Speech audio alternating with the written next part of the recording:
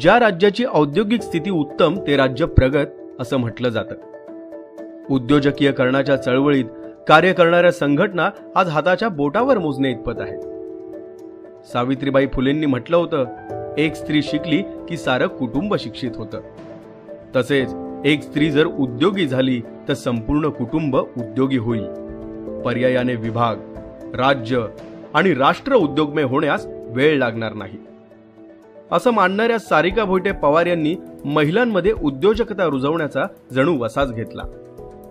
महिलांनी आणि युवकांनी व्यवसायाकडे वळावं यासाठी उद्योग मैत्रीण या व्यासपीठाची स्थापना 2004 साली सारिका भोईटे पवार यांनी केली। 2006 साली उद्योग मैत्रीण या नावाने उद्योग विषयक मार्गदर्शन करणारा पहिला अंक प्रकाशित झाला आणि अंकाला अतिशय उत्कृष्ट प्रतिसाद लाभला। गेल्या 13 वर्षापासून उद्योग मैत्रीण हे द्वैमासिक अव्याहतपणे चालू आहे। ज्यांनी आपला व्यवसाय वाढविला, करिअरमध्ये विशिष्ट उंची गाठली आणि उद्योगात सर्वोच्च स्थानी पोहोचले अशा उद्योजकांच्या मुलाखती घेऊन संपादिका सारिका भोईटे पवार यांनी याच उद्योजकांच्या प्रचितीचे बोल अंकाच्या माध्यमातून नव्या पिढीसमोर आणले। उद्योग मैत्रीण या अंकाच्या प्रकाशनाव्यतिरिक्त स्वयंरोजगार शिबिर, नव उद्योजकांनी तयार केलेल्या मालाला बाजारपेठ मिळावी म्हणून विक्री प्रदर्शनाचं आयोजन त्यांनी केलं। सारिका भोईटे पवार यांनी महिलांसाठी महिलांनो घ्या उद्योग भरारी, गृहलक्ष्मी ते उद्योग लक्ष्मी, जागर जाणीवांचा जागर उद्योजिकांचा, woman entrepreneur networking summit, business woman summit अशा उद्योजकतेविषयी कार्यक्रमांचं आयोजन केलं। मुंबई, ठाणे, कोल्हापूर, नाशिक, जळगाव, नागपूर अशा अनेक ठिकाणी उद्योजकतेविषयी आजमितीस 450हून अधिक व्याख्याने यांनी केली। पत्रकारितेच्या माध्यमातून लोकसत्ता सारख्या प्रतितयश वर्तमानपत्रामध्ये स्वयंरोजगार या नावानं कॉलमचं लिखाण, नवशक्ती, दैनिक पुढारी, दिव्य मराठी, दैनिक लोकमत यांसारख्या वर्तमानपत्रात या उद्योगविषयी लिखाण करतात। उद्योग मैत्रीणच्या माध्यमातून त्यांनी लघु उद्योग, आधुनिक उद्योग, उद्योग निर्मिती, धडाडीचे उद्योग, झेप आत्मविश्वासाची, झेप उद्योजकांची, गाथा कर्तृत्वाची, गाथा महाराष्ट्राची असे विशेषांक प्रकाशित केले। तत्कालीन उपमुख्यमंत्री आर पाटील, महिला सक्षमीकरणाकरिता कार्य करणाऱ्या खासदार सुप्रिया सुळे, महाराष्ट्र राज्याचे उद्योग मंत्री श्री सुभाष देसाई, शिक्षण मंत्री श्री विनोद तावडे, राज्यमंत्री श्री रवींद्र चव्हाण या अशा मान्यवरांनी यांच्या अंकाचं कौतुक केलं। या अंकाच्या माध्यमातून यशस्वी उद्योजकांच्या यशोगाथा, उद्योग कसा उभारावा, मार्केटिंगचं महत्त्व, ब्रँडिंगची महती, शासकीय योजना अशी उद्योगविषयक महत्त्वपूर्ण माहिती वाचकांना सातत्याने मिळत आहे। उद्योग मैत्रीणच्या कामाची दखल शासनाने घेतली असून उद्योग मैत्रीण व्यासपीठाच्या संचालिका सारिका भोईटे पवार यांना महिला सक्षमीकरण, उद्योजकता व उद्योजकतेविषयी लिखाण यासाठी पत्रकारितेतील महाराष्ट्र शासनाचा शी.म. परांजपे पत्रकारिता पुरस्कार, महाराष्ट्र शासनाच्या ग्रामविकास विभागाचा राजमाता जिजाऊ पत्रकारिता पुरस्कार, ठाणे महापालिकेचा ठाणे गुणीजन पुरस्कार, कल्याण डोंबिवली महापालिकेचा महापौर पुरस्कार, महाराष्ट्र राज्य कामगार कल्याण मंडळाचा यशस्वी उद्योजिका पुरस्कार, ठाणे महापालिकेमार्फत महिला व बालकल्याण समितीचा समाज सेविका पुरस्कार असे शासकीय पुरस्कार, तसेच सॅटर्डे क्लब ग्लोबल ट्रस्टचा बिझनेस एक्सलन्स अवॉर्ड, मराठी व्यापारी मित्र मंडळाचा यशस्विनी पुरस्कार, युवक बिरादरीचा दिव्य पुरस्कार, अखिल मराठा महासंघाचा मराठा तेजस्विनी पुरस्कार, राजमाता प्रतिष्ठानचा यशस्वी उद्योजिका पुरस्कार, लोकमत वर्तमानपत्राचा लोकमत सखी सन्मान, दैनिक पुढारी वर्तमानपत्राचा गौरव स्त्री कर्तृत्वाचा पुरस्कार, तसेच डोंबिवली मासिकातर्फे आदर्श डोंबिवलीकर पुरस्कार अशा अनेक पुरस्कारांनी यांना सन्मानित करण्यात आलं। उद्योजकतेसंदर्भात काम करणाऱ्या सारिका भोईटे पवार या अनेक औद्योगिक संघटनांशी कार्यरत असून सॅटर्डे क्लब ग्लोबल ट्रस्ट या संघटनेच्या वुमन्स विंगच्या प्रमुख म्हणून 2011 ते 2015 असे 5 वर्ष या कार्यरत होत्या। महाराष्ट्र चेंबर ऑफ कॉमर्सच्या वुमन विंगशी या संलग्न आहेत।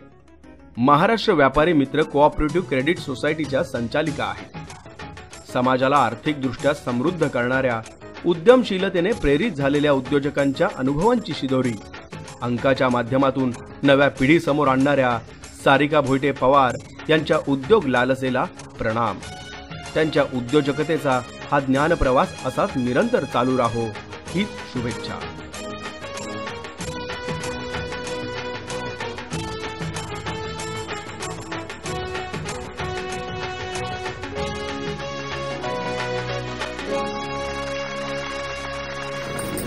नमस्कार.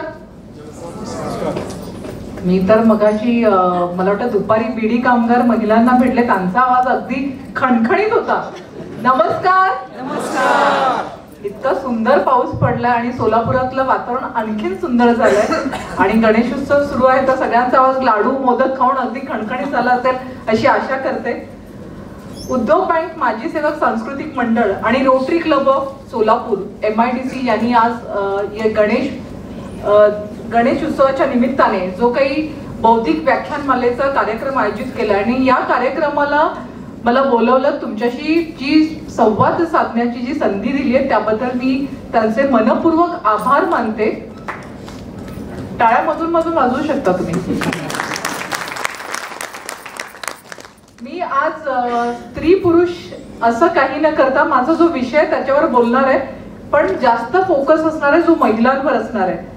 मगाशी तुम्ही जी मला वाटतं PPT वर प्रेझेंटेशन पाहिलं उद्योग मैत्रिणींचं, हे मासिक आहे जे गेले 16 वर्ष झालं मी पब्लिश करतेय आणि या मासिकाच्या माध्यमातून महाराष्ट्रातील असंख्य महिलांपर्यंत पोहोचण्याचा माझा प्रयत्न आहे. 16 वर्षापासून 750हून अधिक व्याख्यानं, 950हून अधिक उद्योजकांच्या मुलाखती आणि अविरतपणे दरवर्षी बिझनेस कॉन्फरन्स उद्योग मैत्रींतर्फे आयोजित केली जाते. हे सगळं चालू आहे आणि बऱ्याच महिला उद्योजिका घडलेल्या आहेत. मी ज्यावेळेला सोलापुरात आले त्यावेळेला मला लक्षात आलं की इथे मुळातच महिला उद्योजिका आहेत. तुम्हाला मला एक सांगायचं आहे की मी गेले इतकी वर्ष झालं हे सगळं करते आणि आज मी बीडी कामगार महिलांना भेटले त्यावेळेला मला असं वाटलं की मी स्त्री सक्षमीकरण असं म्हणत महाराष्ट्रभर फिरतीये गेली 16 वर्ष, पण इथली बाई काय सक्षम आहे? तिला भेटून मला बळ आलं. गणेश उत्सव चालू आहे पण मला दुर्गांना भेटल्याचं जाणीव झाली. इतक्या कणखर, इतक्या स्ट्रॉंग आणि सारं कुटुंब त्या चालवतात. मला असं वाटत होतं पण मला आता वाटायला लागलं की सोलापुरात खरोखर महिलांना सक्षम करायची गरज आहे का? त्या मुळात सक्षम आहेत, फक्त त्यांच्यातील उद्योजकीय गुणांना बहरवण्याची गरज आहे. बेसिकली हा महिलांचा नाही, आपल्या मराठी मनाची मानसिकता कशी आहे मी सांगते. मराठी मनाची मानसिकताच अशी आहे, बाबा रे खूप शिक, मोठा हो आणि चांगल्या पगाराची नोकरी धर. बाबा रे खूप शिक, मोठा हो आणि चांगल्या पगाराची नोकरी धर. नोकरी धरली आणि व्यवसायात पडलो, व्यवसाय उभारला असं आपण म्हणतच नाही. त्यामुळे अगदी लॉर्ड मेकोलेने जी इंग्रजी जे आपल्यावर इंग्रजांनी राज्य केलं त्यावेळेला जी शिक्षण पद्धती आणली ती नोकरीची होती. त्यामुळे स्वयंरोजगार करावा, स्वतःचा काहीतरी व्यवसाय करावा अशी मानसिकताच आपली नाही. आपल्याला नेहमी असं वाटतं, आता मी इथे खूप महिलांना भेटले की जॉब वर्क करावं, काहीतरी आमच्या हातांना काम हवंय, तुम्ही सारिका ताई आम्हाला घर बसल्या काहीतरी काम द्या, असं सगळ्या महाराष्ट्रभरातून महिला सांगत असतात. आणि ज्यावेळेला मी हे मासिक सुरू केलं त्यावेळेला महाराष्ट्रातील नामांकित उद्योजकांच्या मुलाखती घेण्याची संधी मिळाली. मी विविध वर्तमानपत्रात लिहिताना बऱ्याच महिलांना भेटण्याची संधी मिळाली, बऱ्याच उद्योजकांना भेटण्याची संधी मिळाली आणि त्यावेळेला जाणवलं की पुरुषांनो, या पुरुष प्रधान समाजाला वाटत होतं स्त्रियांना उद्योगातलं काडी मात्र कळत नाही. स्त्रियांना उद्योगातलं काडी मात्र कळत नाही. बाई तू व्यवसाय करू नको सारिका ताईंचं ऐकून. पण मला सांगायला आवडेल की काही घरगुती महिलांनी एकत्र येऊन लिज्जत पापडचा व्यवसाय केला आणि या लिज्जतची लज्जत केवळ देशातच नाही तर देशाबाहेरची बाजारपेठ त्यांनी गाजवली. ही आहे स्त्री उद्योजकता. आणि त्यावेळेला मला असं वाटतं खऱ्या अर्थाने स्त्री उद्योजकतेचं महत्व लोकांना कळायला लागलं. 1975ला पहिलं महिला धोरण, मला असं वाटतं की त्यावेळेला पहिलं महिला धोरण आलं आणि 1980 ला कामाच्या निमित्ताने स्त्रिया बाहेर पडू लागल्या. एक राष्ट्रीय महिला आयोगाची स्थापना 1990 साली झाली आणि 1994 ला राज्य महिला आयोगाची स्थापना झाली. आणि महिला ज्या वेळेला बाहेर पडत होत्या त्यावेळेला त्यांना बऱ्याच काही अडचणी येत होत्या, बराच संघर्ष येत होता. पण मला आजची स्त्री पेक्षा त्यावेळेच्या स्त्रीचा संघर्ष वाटतो की ज्यावेळेला सावित्रीबाई फुलेंनी महात्मा फुलेंबरोबर पहिली पुण्यात महिलांची शाळा काढली आणि म्हणून आज आपण सगळ्या महिला ह्या सभागृहात आहोत. किती अडचण आली असेल, खूप लढी मर्दानी वो झासी वाली राणी थी, आणि आम्ही बायका छोट्याशा व्यवसायाला घाबरतो. त्यांनी तर युद्ध केली आहे, तो इंग्रजांविरुद्ध त्या लढल्यात. अशा कणखर आम्ही असताना छोटासा व्यवसाय करायला रिस्क घ्यायला आम्ही घाबरतो. मला सांगायचंय की ज्या वेळेला सावित्रीबाई फुलेंनी असं सांगितलं की एक स्त्री साक्षर झाली की संपूर्ण कुटुंब साक्षर होईल, त्यावेळेला मला कायम माझ्या भाषणात किंवा बोलताना असा महिलांना भेटतानाचा ठाम विश्वास असा वाटतो की एक स्त्री जर उद्योगी झाली तर संपूर्ण कुटुंब उद्योगी होईल. पर्यायाने तो विभाग, ते राज्य आणि तो देश उद्योगमय होण्यास वेळ लागणार नाही. गरज आहे ती महिलांमध्ये उद्योजकता रुजण्याची. स्त्री ही मुलांवर संस्कार करत असते, पण जर समजा स्त्रीनेच असे संस्कार केले की काही नाही रे, तू नोकरी कर किंवा 9 to 6 चा जॉब कर आणि मग आराम कर. जर ती स्त्री मुलांनी पाहिलं की आपली आई काहीतरी काम करते, काहीतरी उद्योग करते, तिच्या हाताखाली 4 माणसं राबतात, त्यावेळेला त्यांनाही उद्योजकतेचं बाळकडू मिळेल. शिवबांना राज्याची बागडोर सांभाळायला लावणाऱ्या कोण होत्या? जिजाऊ होत्या. मला सांगा, अहिल्याबाई होळकरांची मला इथे हॉल किंवा मला वाटतं काही आता मी येताना पाहिलं, सरस्वतीचं मंदिर मी पाहिलं. अरे एवढं आपण सगळं त्यांना पूजनीय करतोय.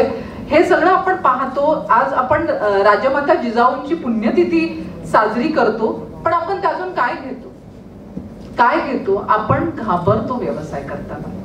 मुळात मला असं वाटतं कायम स्त्री ही कणखर आहे, सक्षम आहे, ती पूर्वीपासूनच उद्योगी आहे. मगाशी सरांबरोबर मी चर्चा करत होते. संबंध दिवस इथल्या काही संस्थांना आम्ही व्हिजिट्स केल्या आणि त्यावेळेला जाणवलं की इथली स्त्री घर सांभाळते. म्हणजे विडी कामगार स्त्री विडी विणून संपूर्ण कुटुंब ती चालवते आणि तिचे यजमान घरी असतात. मला अत्यंत it was not surprising, it was shocking for me की really it was shocking for me की ह्या स्त्रिया एवढ्या कणखर आहेत की अख्ख्या कुटुंबाला प्रेमाच्या पाशात बांधून ठेवून शी इज ऑलरेडी एम्पॉवर्ड. फायनान्शियली ती स्ट्रॉंगच आहे. फक्त गरज आहे तिला हे जे काही ती महिनाकाठी 2000, 3000, 5000 जे कमवते त्याच्यापेक्षा जास्त कमवण्याची क्षमता तिच्यामध्ये निर्माण व्हावी.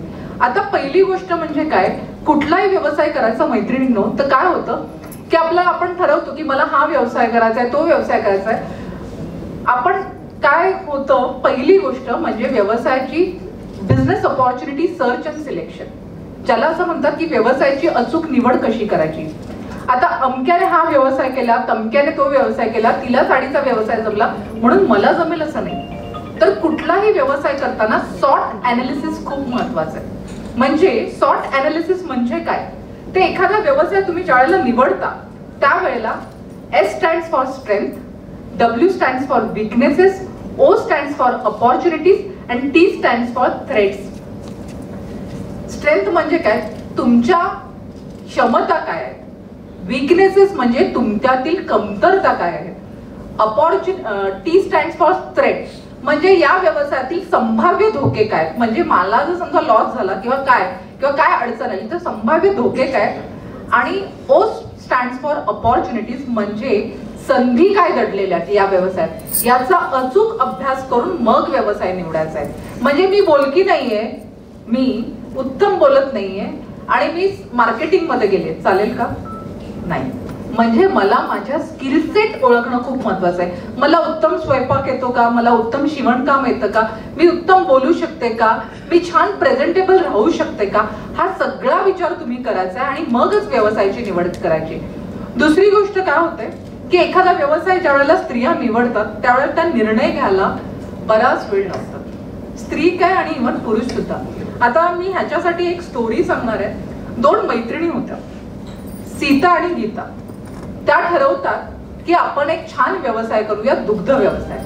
बरं, तो दुग्ध व्यवसाय करायची तर सुरुवात आपण एखादी म्हैस घेऊन करूया आणि मग म्हैस घेतली की आपण तिचं इतकं लिटर दूध येईल ते विकू, मग दुधापासून आपण उपपदार्थ तयार करू, सोयाबीन म्हणजे दुधापासून आपण पनीर बनवू, खोया बनवू, बरेच काही जे काही असतात, लोणी बनवू, ते मार्केटमध्ये विकू, असा सगळा विचार करतात. दोघी डिस्कस करत असतात आणि सांगतात की 4 दिवसांत आपण ह्या चौकात भेटूया. 10ची वेळ असते. सीता आणि गीता ठरवतात आपण चौकात भेटूया. गीता येते आणि सीता तिची मैत्रीण असते, तिची वाट बघत असते. 1 तास होतो, 2 तास होतो, 3 तास होतो, तरी सीता काही येत नाही. गीता विचार करते की सीताला काही व्यवसायात इंटरेस्टच नाहीये. ती जाऊन ती म्हैस विकत घेते आणि ती तिचा व्यवसाय सुरू करते. हळूहळू तिचं दूध विकायला सुरुवात करते म्हैशीचं, आणि त्याच्यानंतर जे काही उपपदार्थ आहेत ते विकायला सुरुवात करते. तिचा व्यवसाय काही वर्षातच तिच्याकडे एका म्हैशीहून 15 ते 16 म्हैशी होतात. तिच्या हाताखाली 5 ते 10 लोक येतात कामाला आणि तिचं सगळ्या त्या जिल्ह्यामध्ये नाव होतं. आणि अशाच एका कार्यक्रमाला तिला यशस्वी उद्योजिका म्हणून बोलावण्यात येतं आणि त्या कार्यक्रमामध्ये तिची मैत्रीण सीता तिला भेटायला येते. आणि मग ती बॅक स्टेजला गेल्यावर तिला म्हणते, काय तर त्या दिवशी काय झालं होतं, तू का नाही आलीस?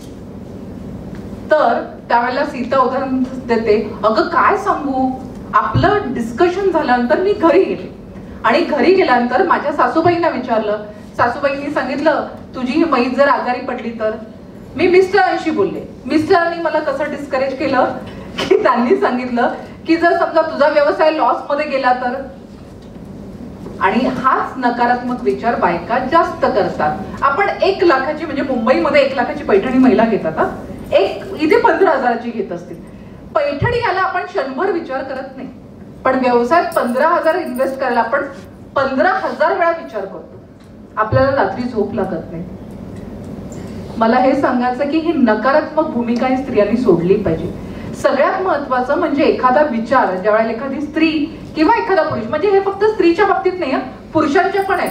म्हणजे एखाद्या नवऱ्याने जर ठरवलं मी काय चांगली नोकरी सोडून तुम्ही कुठे व्यवसायात वळताय, ते काय आपल्याला जमणार नाही, ते खूप तास राबावं लागतं.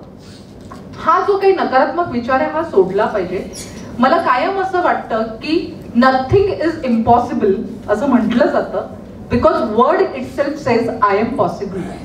अशक्य असं काही नाही, कारण तो शब्दच, अशक्य शब्दामध्ये शक्य शब्द दडलेला आहे. आपण काय करतो, खूप अवडंबर माजवतो, खूप विचार करतो आणि निर्णय घेत नाही. तर सुरुवातीला निर्णय घेता आला पाहिजे. आणि निर्णय हा चुकला तरी चालेल. 16 वर्षापूर्वी मी निर्णय घेतला.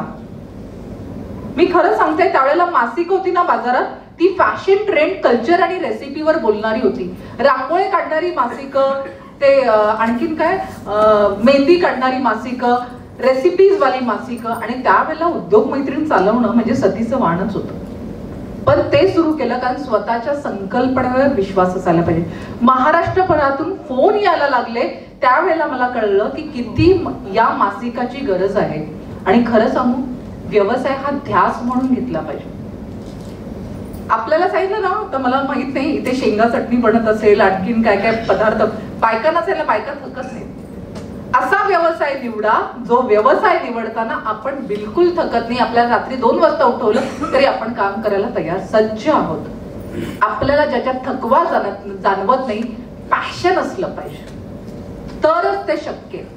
म्हणजे त्याचं तुम्ही ध्येय बाळगा, त्या स्वप्नांच्या मागे तुम्ही लागलं पाहिजे की मला हा व्यवसाय करायचा आहे आणि ह्याच्यात मला यशप्राप्ती करण्यासाठी काय करता येईल.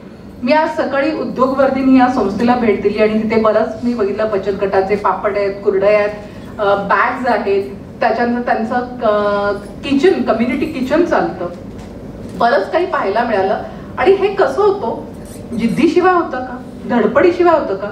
बरं, जिद्द चिकाटी निर्णय घेण्याची क्षमता असली तरी बेसिकली आपलं कुठे अडतं सांगते. आपण एखादं प्रॉडक्ट बनवतो, बायका काय होतात, मी आता इथे पाहिलं की ते पर्सेस बनवतायत किंवा ज्वेलरी बनवतायत किंवा काही काही छोटे छोटे प्रॉडक्ट बनवतात. पण त्या प्रॉडक्टला सुंदर पॅकेजिंग नसतं. किंवा मी म्हणेल कुठलाही व्यवसायात नाविन्यता खूप महत्वाची असते, इनोव्हेशन. आता इनोव्हेशन नसतं म्हणजे काय होतं बघा, व्यवसाय हे जुनेच आहेत, त्याचं रूपडं बदललंय फक्त. पूर्वी आपण टेलरकडे जायचो, आता फॅशन डिझायनरकडे जातो. पूर्वी आपण शिंप्याकडे जाऊन आपलं एखादं काय परकर पोलकं किंवा एखादी ब्लाउज स्टिच करायचो, आता आपण रेडीमेड ब्लाउजेस घेतो. कारण गोष्ट तीच आहे, फक्त त्याच्यात इनोव्हेशन आलंय. आता गणेश उत्सव सुरू आहे आणि या गणेश उत्सवामध्ये आपल्या महिलांना बरेच पदार्थ बनवायचे, मोदक बनवायचा असतो. आता वर्किंग वुमेन आमच्यासारख्या त्या मोदकाच्या पाकळ्या काही अशा येणार नाही. कुठल्या तरी इनोव्हेटिव्ह उद्योजकांनी ते पाकळ्या बनवण्यासाठी तो साचा शोधून काढला आणि सुंदर असे मोदक बनतात. तसंच करंज्याचं मशीन आहे किंवा चकल्यांचं मशीन आहे, पापडांचं मशीन आहे. इतक्या साऱ्या मशीन्स म्हणजे काय होतं, इनोव्हेशन होतं. मार्टिन कुपरने मोबाईल आणला, आपल्याला वाटलं होतं का हो आपण क्षणार्धात जगात कोणाशीही संपर्क साधू शकतो? बिलकुल नाही. पण मोबाईल हे अशी वस्तू आहे की आपण क्षणार्धात संपर्क साधू शकतो.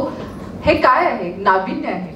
If you do business with the yesterday's method you will be out of business tomorrow.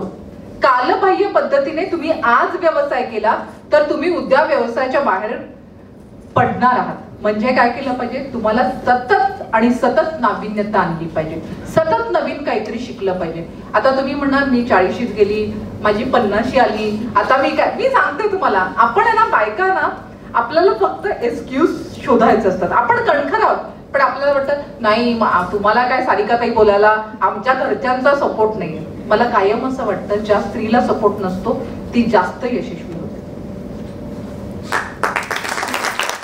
कारण सांगू का, मला असं टेकाला काही मिळालं ना की मी रिलाय होते. पण मला माहिती आहे की मला कोणी सपोर्टला नाही, तर मला माहिती आहे ही लढाई मलाच लढायची. त्यावेळी ती स्त्री जास्त सक्षम होते. त्यामुळे सपोर्ट, तुम्ही संपूर्ण कुटुंबाची सपोर्ट सिस्टीम आहात. तुम्ही लक्षात ठेवा की जर मला काही करायचं आहे, मला काहीतरी शोधायचं आहे, आणि आजचा जो हा उपक्रम त्यांनी हाती घेतलाय, हे गणेश उत्सव व्याख्यानमाला, प्रत्येक व्यक्ती येऊन तिचे विचार मांडतीये. पण या विचारातून मी काय घेऊन प्रेरित होऊन काय केलं पाहिजे. दुसरं म्हणजे आपल्या महिलांमध्ये अजून एक गोष्ट असते, महिला बचत गटाच्या लिखाणासाठी मला राज्य शासनाचा पुरस्कार आहे. महिला बचत गटांना मला भेटण्याची संधी मिळाली.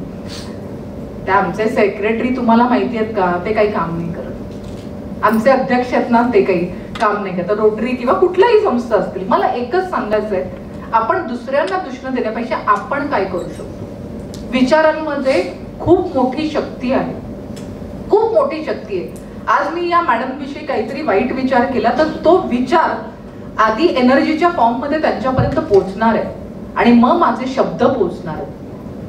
म्हणजे एक छोटं उदाहरण देते, ते व्यवसायाशी निगडीत नाहीये, पण मी माझ्या घरी, आज मी खूप व्यस्त आहे आणि माझ्या घरी मी कोणाला तरी, मला कोणाच्या तरी घरी जेवणासाठी बोलवलं, आमंत्रण दिलं, आणि ती बाई अत्यंत सुंदर असे पदार्थ बनवते. म्हणजे पंचपक्वान्न तिने बनवलेत, बासुंदी बनवलीये, गुलाबजामुन बनवलेत आणि सगळे असे वेगवेगळे पदार्थ बनवलेत. आणि मी तृप्त होऊन जेवून आले आणि मग आता माझा टर्न आहे, मला कधीतरी बोलवायचं आहे. पण मी म्हणाले अरे मला काही याच्यासारखी व्हरायटी येत नाही, आता ही माझ्याकडे जेवायला येणार तर मी काय करू. ती माझ्या घरी कमी जेवेल, कारण विचार आधी पोचलेले आहेत. त्यामुळे जे शक्य आहे ते करा आणि उत्तम विचार करा, प्रत्येकाबद्दल उत्तमच विचार करा. दुसरं, जे तुम्हाला हवंय ते देण्यासाठी निसर्ग तथास्तु बोलत असतो, वास्तू तथास्तु बोलत असते. मी सुंदर आहे, मी हुशार आहे, माझा उद्योग मोठा आहे, माझा व्यवसाय महाराष्ट्रात नाही महाराष्ट्र बाहेर पोहोचणार आहे, देशाच्या कानाकोपऱ्यात जगभर पोहोचणार आहे. वास्तू तथास्तु बोलत असते. आपण काय करतो माहितीये काय, नाही मला काही जमतच नाही, हे मला असेच बोलतात, ते व्हायब्रेशन पुसतात. मला हे सांगायचं आहे, हे नकारात्मक विचार करणं काय, आणखी तुम्हाला जे हवंय ते तुम्ही दान करायला शिका. पैसे कोणाला हवेत, पैसे नको सोलापुरात लोकांना, उद्योग बँकेचा कार्यक्रम आहे साहेब, किती लोकांना पैसे हवेत, सगळ्यांना पैसे हवेत. पैशाचं दान करायला शिका. प्रेम हवंय, प्रेम द्यायला शिका. तुम्हाला सहकार्य हवंय, लोकांना जाऊन मदत करा, कारण निसर्ग तुम्हाला सहस्त्र हाताने देत असतो. खूप आवश्यक आहे की आपल्याला जे हवंय ते आपण द्यायला शिकलं पाहिजे. आणि कोणी आपल्याला वाईट ट्रीट करू नये असं आपल्याला वाटत असेल तर आपण ज्या वेळेला कोणाला ट्रीट करतोय त्याचाही विचार केला पाहिजे. म्हणजे महिलांनी इतक्या छोट्या छोट्या गोष्टी आपण काय करतो माहितीये, आपल्या मनामध्ये सगळं असं आहे ना, सासूबाईंनी पहिल्या वर्षी माझ्याशी कसं वागलं, आपण काय होतो, ननंद मायाशी असे वागली, जाऊबाई, मनात ते साठवून ठेवतो. आणि त्याचं इतकं मोठं आपण काहीच गरज, अनवॉन्टेड गोष्टींचं बर्डन ठेवल्यामुळे आपल्याला चांगल्या गोष्टी सुचत नाही. तर कुठलीही गोष्ट ही तिथल्या तिथे सोडून टाकायला तुम्ही शिका. आणि जे नवीन आहे, नवीन काही आहे, चांगलं आहे, उत्तम आहे, उदात्त आहे, ते शिकायला म्हणजे ते शिका. त्याने स्वतःचं नॉलेज अपग्रेड करा. आता अजून एक गोष्ट सांगते, आपल्याला काय वाटतं माहितीये का, आता माझं वय झालं, आता मी काय करू. वयाच्या 50शीत सुद्धा व्यवसाय सुरू करणाऱ्या महिला आहेत आणि कोटींचा टर्नओव्हर करणाऱ्या महिला आहेत. आता आपण महिला शिकलेल्या आहोत. अशिक्षित महिलांनी, मी अशी असंख्य उदाहरणं देऊ शकते. उद्योग मैत्रिणी ज्या वेळेला मी सुरू केलं, मला बऱ्याच महिलांचे फोन यायचे. आणि असंच एक टिटवाळ्यावरून एक महिला आली होती आणि जी लाडू घेऊन आली होती माझ्याकडे. आणि ते लाडू होते सोयाबीनचे आणि अत्यंत सुरेख पौष्टिक लाडू, ते 450 रुपये किलोचे काहीतरी लाडू होते. आम्ही तिला एक 5-6 किलो लाडूची ऑर्डर ऑफिसमधून दिली. ती मला म्हणाली, ताई मला घरातून काही पाठबळ नाहीये हे सगळं करायला, पण मला हे करायचंय. मग आम्ही काही ठिकाणी रिटेल आउटलेटला तिचे लाडू ठेवले. पण मी त्यांना सांगितलं की हे फक्त लाडू नको, त्याच्यामध्ये इनोव्हेशन आणा. म्हणजे सोया लाडू, सोया चकली, सोया शेव, सोया पापड, सोया कुकीज, अशी व्हरायटी तुम्ही करा. आणि त्या महिलेने, बरं आता तुम्हाला विक्री कशी करायची, लिमिटेड, दुकानात तुम्हाला लिमिटेड मिळा. मग एका प्रदर्शनात तिने भाग घेतला आणि त्या प्रदर्शनात तिची 1.25 लाख लाडूंची विक्री झाली. 1.25 लाख. मला हे सांगायचंय. आणि त्याच्यानंतर तिला जवळजवळ, मला अनंत हलवाई म्हणून कल्याणमधील एक नामवंत मिठाई वाले आहेत आणि त्यांच्याकडून 100 किलो चकल्यांची ऑर्डर. पण काय असतं माहितीये, स्वप्नासाठी आहे ना, आपल्याला पाठबळ नसलं तरी दृढ निश्चय असावा लागतो. ती मला येऊन भेटली, तिने मला प्रोडक्ट दाखवले, त्याच्यामध्ये काय बदल केले पाहिजेत हे सांगितलं. दुसरं म्हणजे आपल्याला काय वाटतं की नाही, माझं प्रोडक्ट चांगलं आहे, हो, ते कोणी घेतलं पाहिजे, असं नसतं. आज तुम्हाला इथे मी वेफर्स विषयी ऐकलं, I don't want to name the brand, पण त्यांनी सांगितलं की त्या वेफर्स समजा आता 20 ग्रॅम्स असतील किंवा 10 ग्रॅम्स असतील आणि ते आपले वेफर्स जर समजा 50 ग्रॅम्स असतील तरी त्याच्यापेक्षा त्या पॅकेजिंगमुळे ते वेफर्स जास्त विकले जातात. वाय? Packaging is good. प्रयत्न करा. मार्केटिंगचा महत्वाचा फंडा आहे. आपले प्रोडक्ट चांगले असतात पण ते उत्तम प्रकारे त्याचं आवेष्टन केलेलं नसतं किंवा त्याचं पॅकेजिंग नसतं. तर जे काही प्रोडक्ट तुम्ही चूज कराल त्या प्रोडक्टला तुम्ही उत्तम पॅकेजिंग करणं खूप आवश्यक आहे. आता आपल्याला, तुम्हाला मार्केटिंगचं एक सांगते, कोलगेट किती जणांना माहितीये? सगळ्यांनाच माहितीये.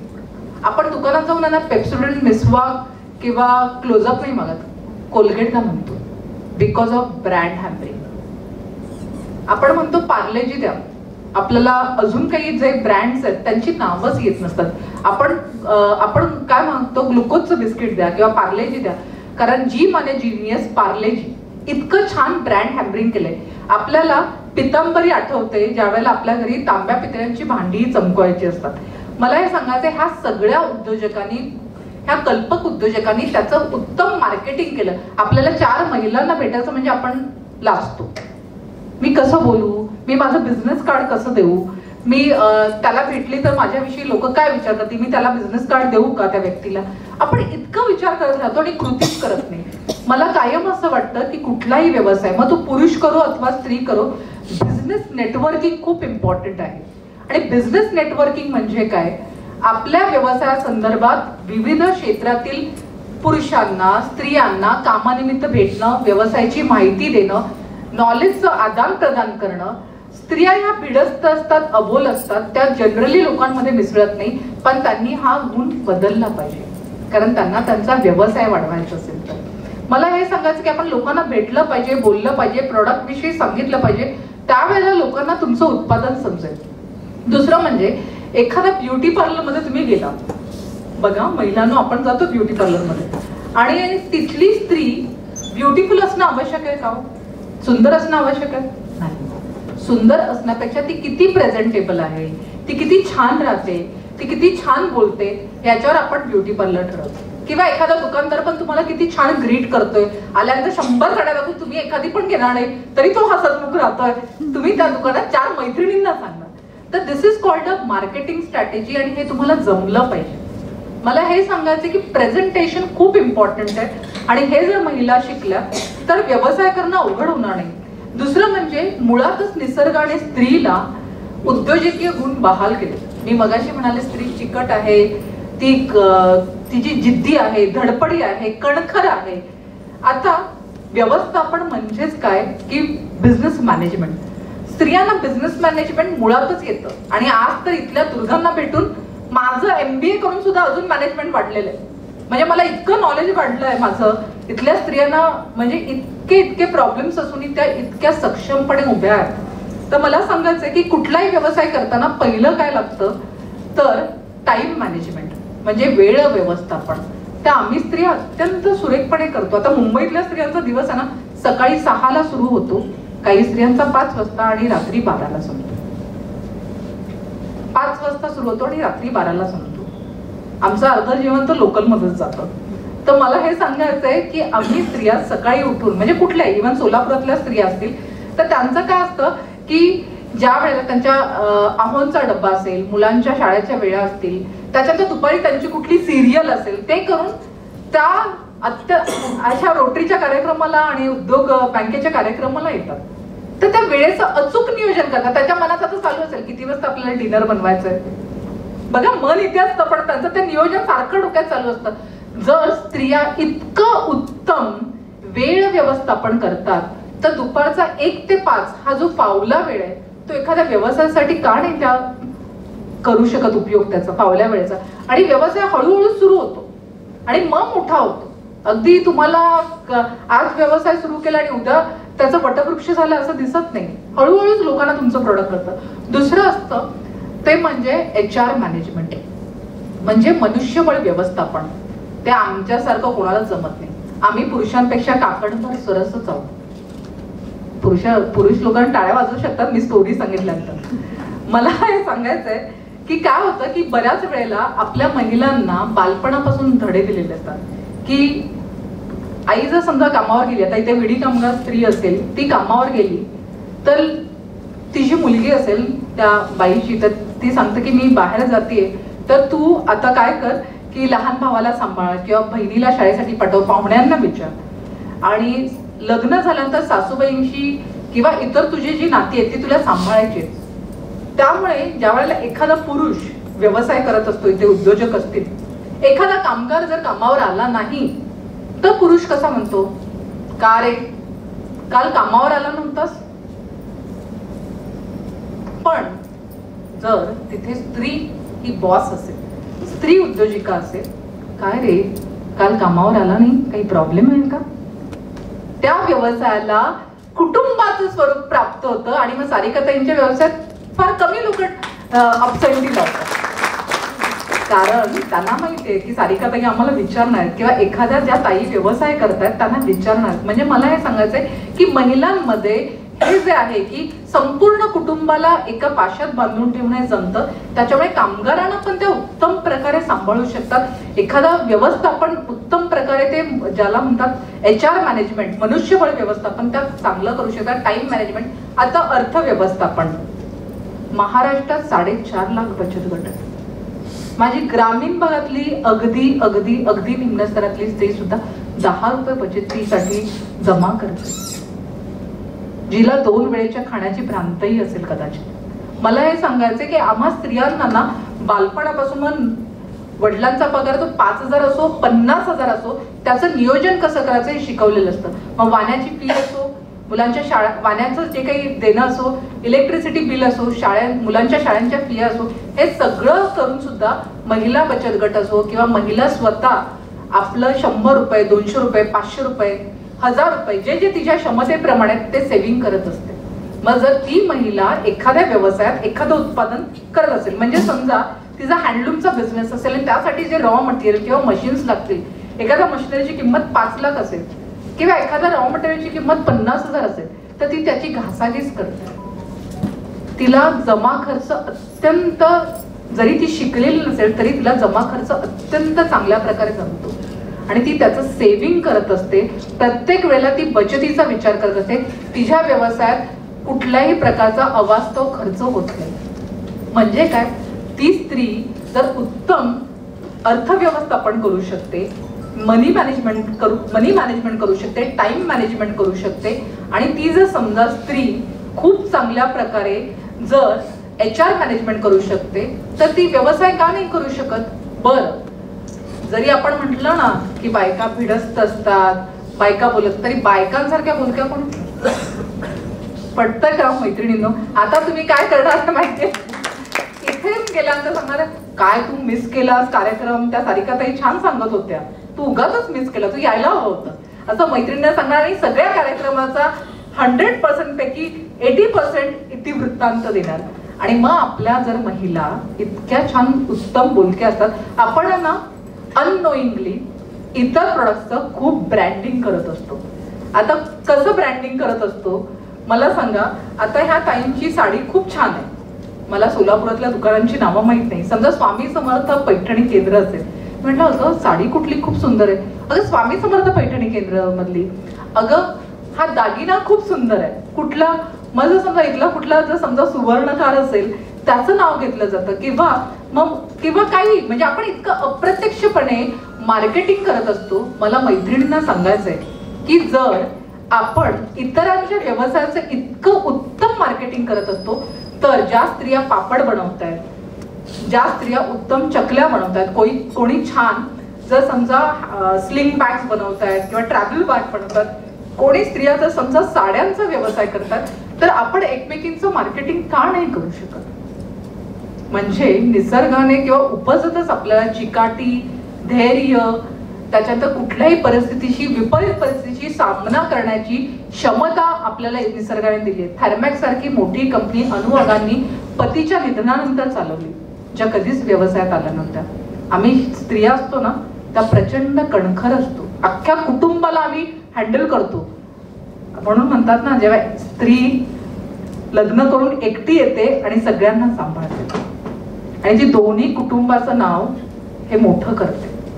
मला हे सांगायचं, जर समजा निसर्गाने इतके छान आपल्याला गुण दिलेत, मग या गुणांचा गुणाकार करून आपण उद्योग व्यवसाय का नाही करू शकत. दुसरं, आता मी काही संधींविषयी बोलणार आहे आणि काय करू शकतात महिला त्याच्याविषयी बोलणार. मी मगाशी तुम्हाला लाडूचं एक उदाहरण दिलं, तसंच माझ्याकडे एक महिला आली होती आणि मला सांगायला आवडेल की काजू प्रक्रिया उद्योग आहे, जो अत्यंत चांगला उद्योग आहे. काजू प्रक्रिया उद्योग महिला करू शकतात. इथे मला वाटतं बिडी उद्योगाला पर्याय म्हणून बरेच जण काय काय करू शकतो, काय काय नाही करू शकतो असं विचारत होते.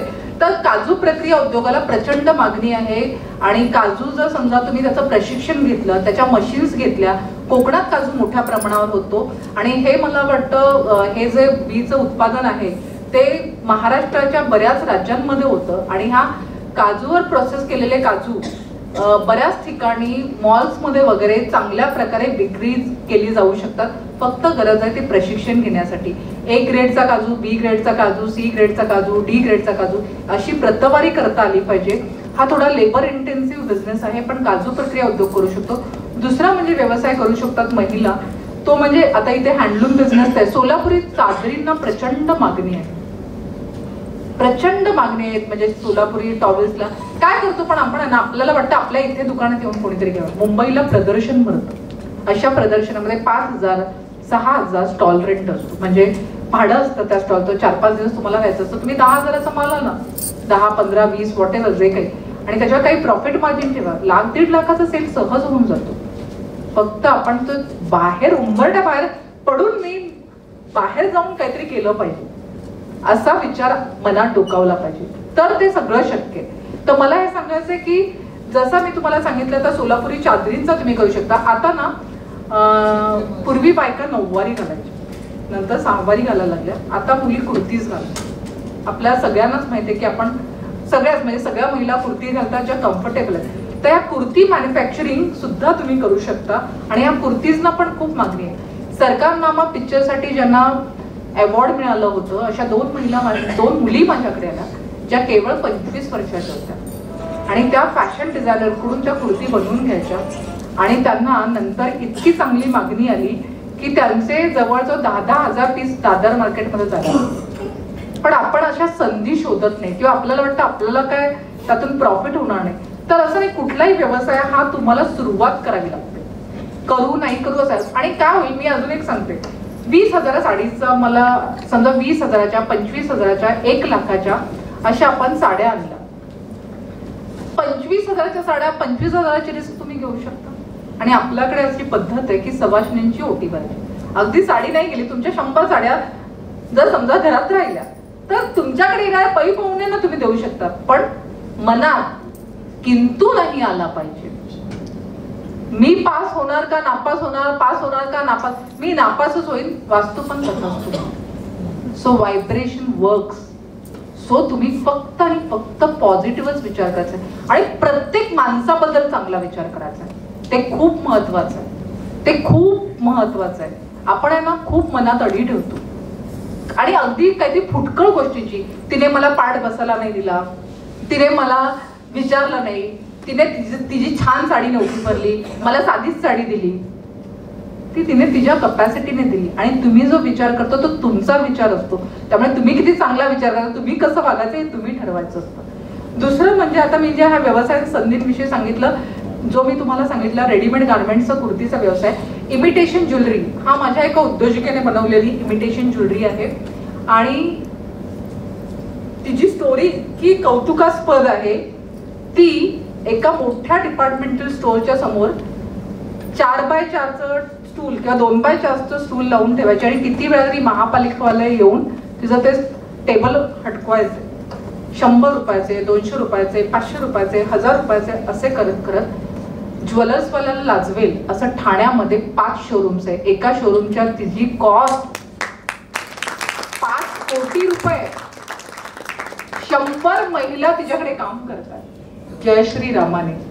आपल्याला वाटतं काय आहे ह्याच्यात काय मिळणार आहे, पण मला सांगा आता मी मुंबईवरून प्रवास करते, मी गोल्ड ज्वेलरी घालून येऊ शकते का? नाही. So this is suitable. तर आपण काय करतो की महिला आपल्याला वाटते ह्याच्यात काय फायदा होणार आहे, हे सोपं आहे का? पण त्या बाईने काय केलं बघा, मी सांगते, तिने ते स्टॉल लावायला सुरुवात केली. मग 5,000चा सेल, कधी 1000चा सेल, मग ते पालिकावाले येऊन त्यांना ते सगळं मॅनेज करणं, ते सगळं करता करता करता करता समर्थ भांडार म्हणून मोठं स्टोर होतं, त्याच्या मागे तिने तो स्टॉल लावायला सुरुवात केली. मराठी व्यापारी मित्र मंडळाची एक एक्झिबिशन भरतं दादरला. त्या एक्झिबिशनचा स्टॉल रेंट हा 1,00,000 रुपये, 60,000 1,00,000. पण ते काय करतात, पतसंस्था असल्यामुळे त्याला तुम्हाला लोन देतात, पण तुम्ही एलिजिबल आहात की नाही हा व्यवसाय करायला बघतात.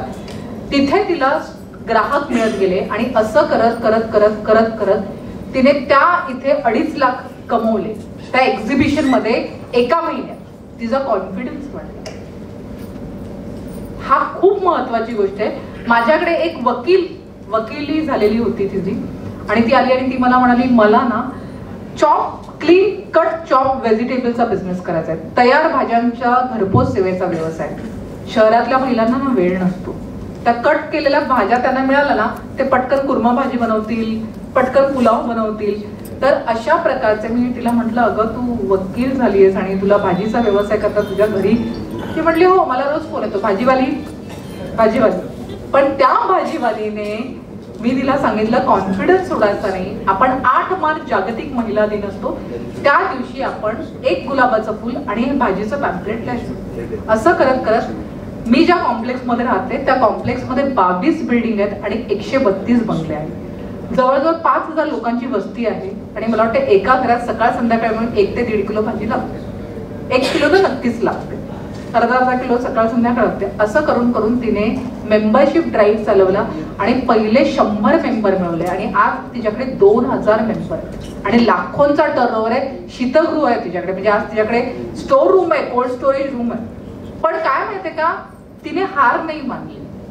काय होतं, आता सुरण वगैरे असतं जे पावसाळ्यात आपण करतात, त्याला किडे बिडे असतात, ते सोलताना त्रास होतो किंवा ह्या सगळ्या गोष्टी आहेत ना, हे बायकांनी विचार केला पाहिजे. फक्त आणि फक्त नेव्हर गिव्ह अप.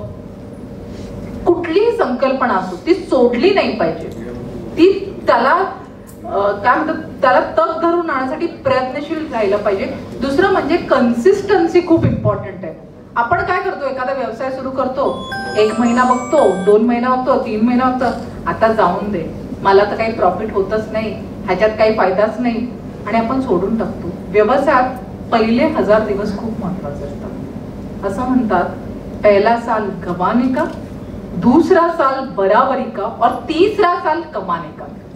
तिसऱ्या वर्षी आपल्याला कुठेतरी प्रॉफिट दिसायला लागतं. आणि मग आपण काय करतो, आपल्या पहिला साल गव्हाने का, मग घरचे बोलायला लागतात, हे काय तू माझे 5 लाख घालवलेस, डुबवलेस, ह्याचा काही फायदा नाही, तुला काय व्यवसाय जमणार नाही, तुला काही हे येत नाही, तुला मार्केटिंग जमणार नाही, तू त्या ताईंचं उदाहरण देऊ नको. असं करत करत करत आपला सगळा कॉन्फिडन्स लेवल खाली येतो. दुसऱ्या वर्षी आपल्याला असं वाटतं मला नाही जमणार, आणि तिसऱ्या वर्षी ज्यावेळेला कमवायची वेळ येते तोपर्यंत आपला व्यवसाय बंद पडलेला असतो. असे खूप स्टार्टअपच्या कहाणी आहेत. तर मला हे सांगायचंय, असं होऊ नये म्हणून पहिले 1000 वर्ष हे खूप महत्वाचे, पहिले 3 वर्ष खूप महत्वाचे. 3 वर्ष तुम्ही तग धरलात आणि 5 वर्ष असं मी तर सांगेन की पहिली 5 वर्ष ना आपलं बाळ कसं असतं तसं त्याला सांभाळलं पाहिजे.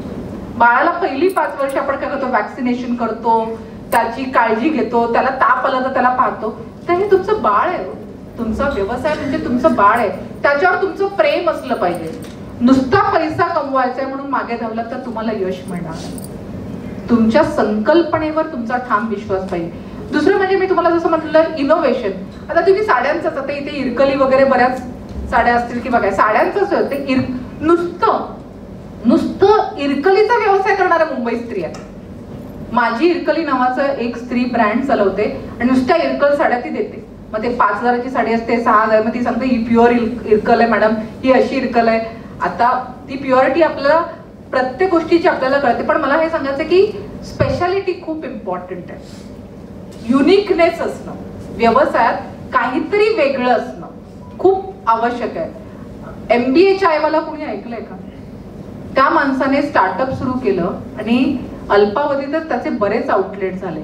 MBA मुलगा चायवाला आहे, त्याने मॅकडॉनल्ड्स मध्ये काम केलं. त्याने हा विचार केला की MBA करून मी चायवाला बनू शकतो.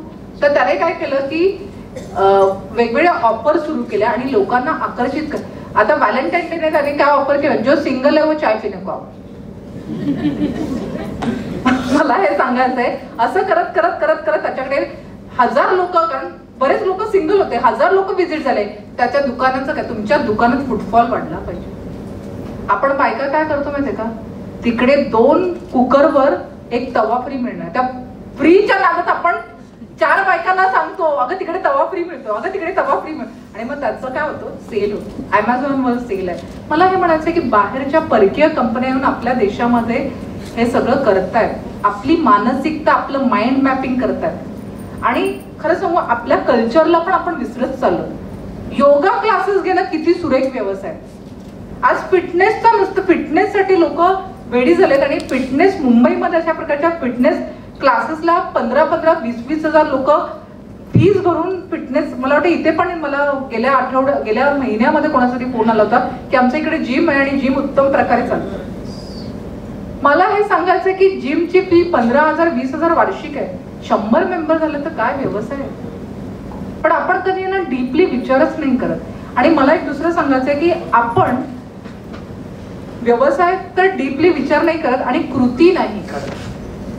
आज तुमच्या मनात जो कुठला व्यवसाय, 5000 रुपयाचा एखादा छोटा, आता रांगोळीच्या टेन्सिल्स आहेत ना, त्या विकण्याचा पण लोक व्यवसाय करतात. इतके पंत्या म्हणजे इतकं छोटं छोटं, पण त्या पंत्यांची पण लाखोची ऑर्डर त्या मिळवतात.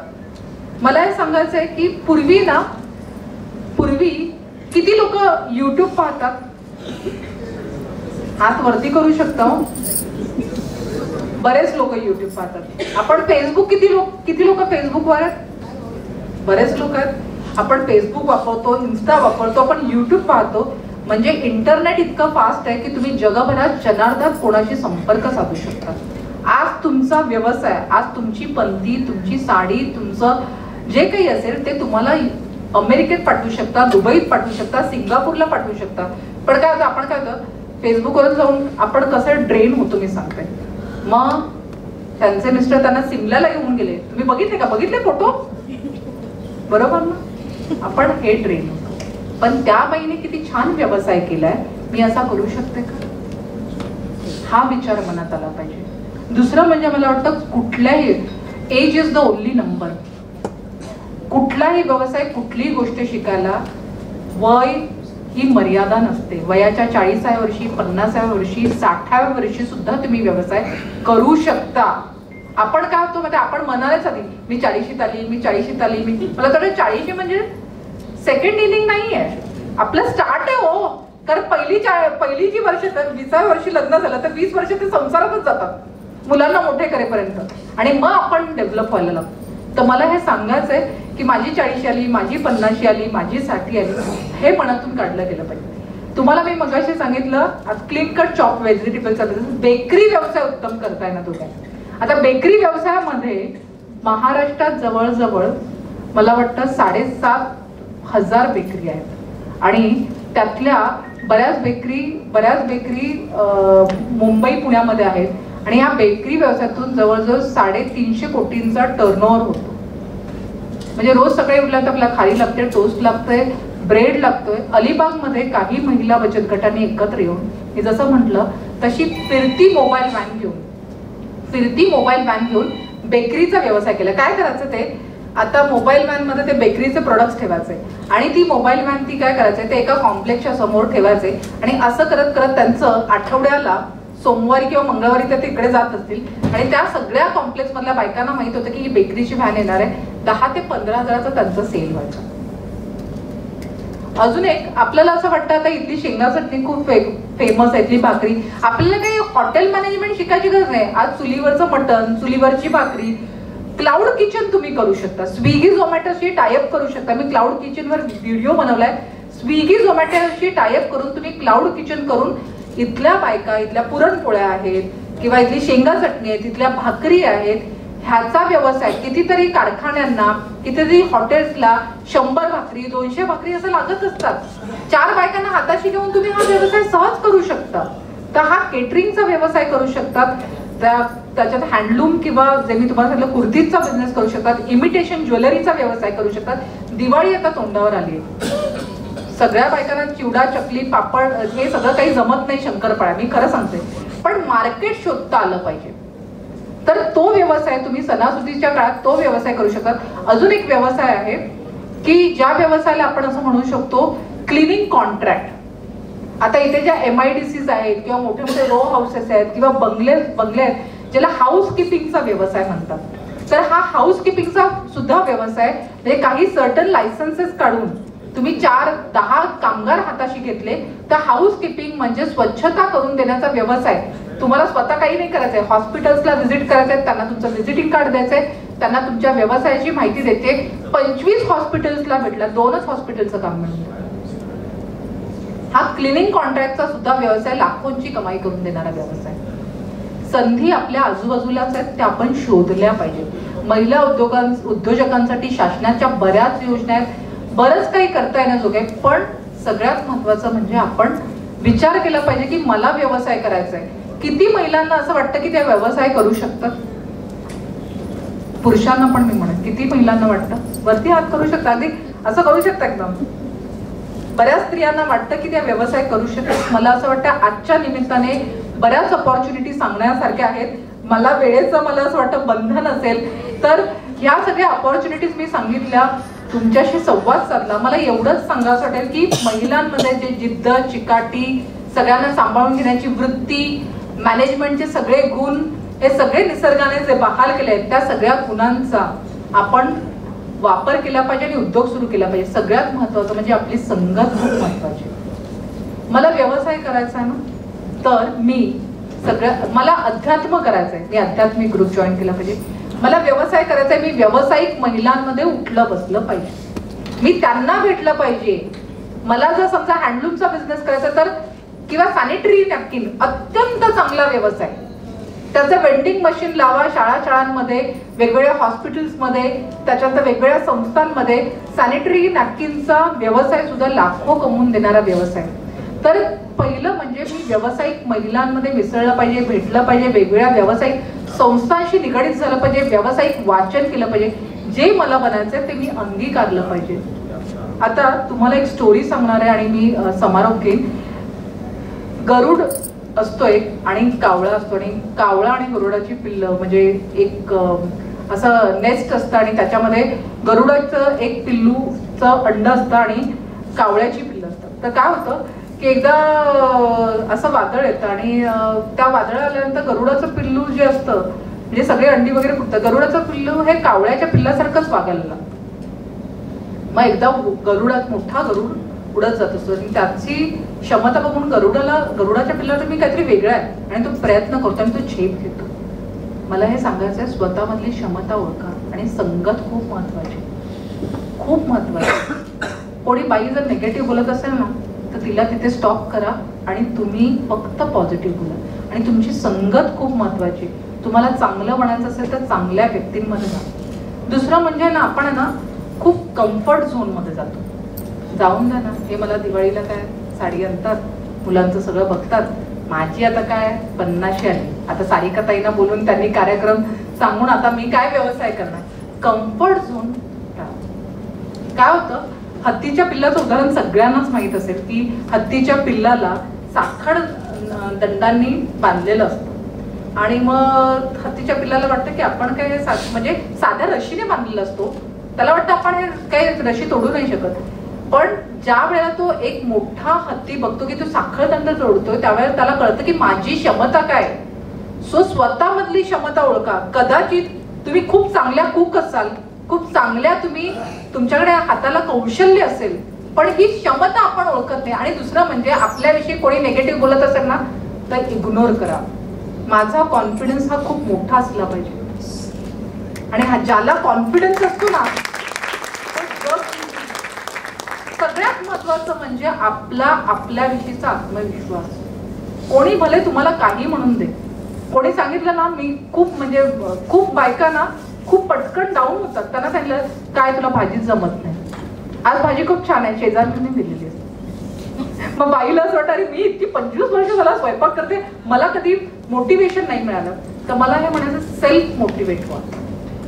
खूप इम्पॉर्टंट आहे सेल्फ मोटिवेट होतं. आणि सेल्फ मोटिवेट होण्यासाठी सतत काहीतरी शिकत राहा. आणि शिकण्याला ना वय नसतं. म्हणजे तुम्ही आज तुमचा मुलगा जर इंटरनेटवर ईमेल पाठवत असेल, फेसबुक वापरत असेल, इंटरनेटच्या कुठल्याही गोष्ट तुम्ही पण शिका ना. त्यात एखादा क्रॅश कोर्स करा.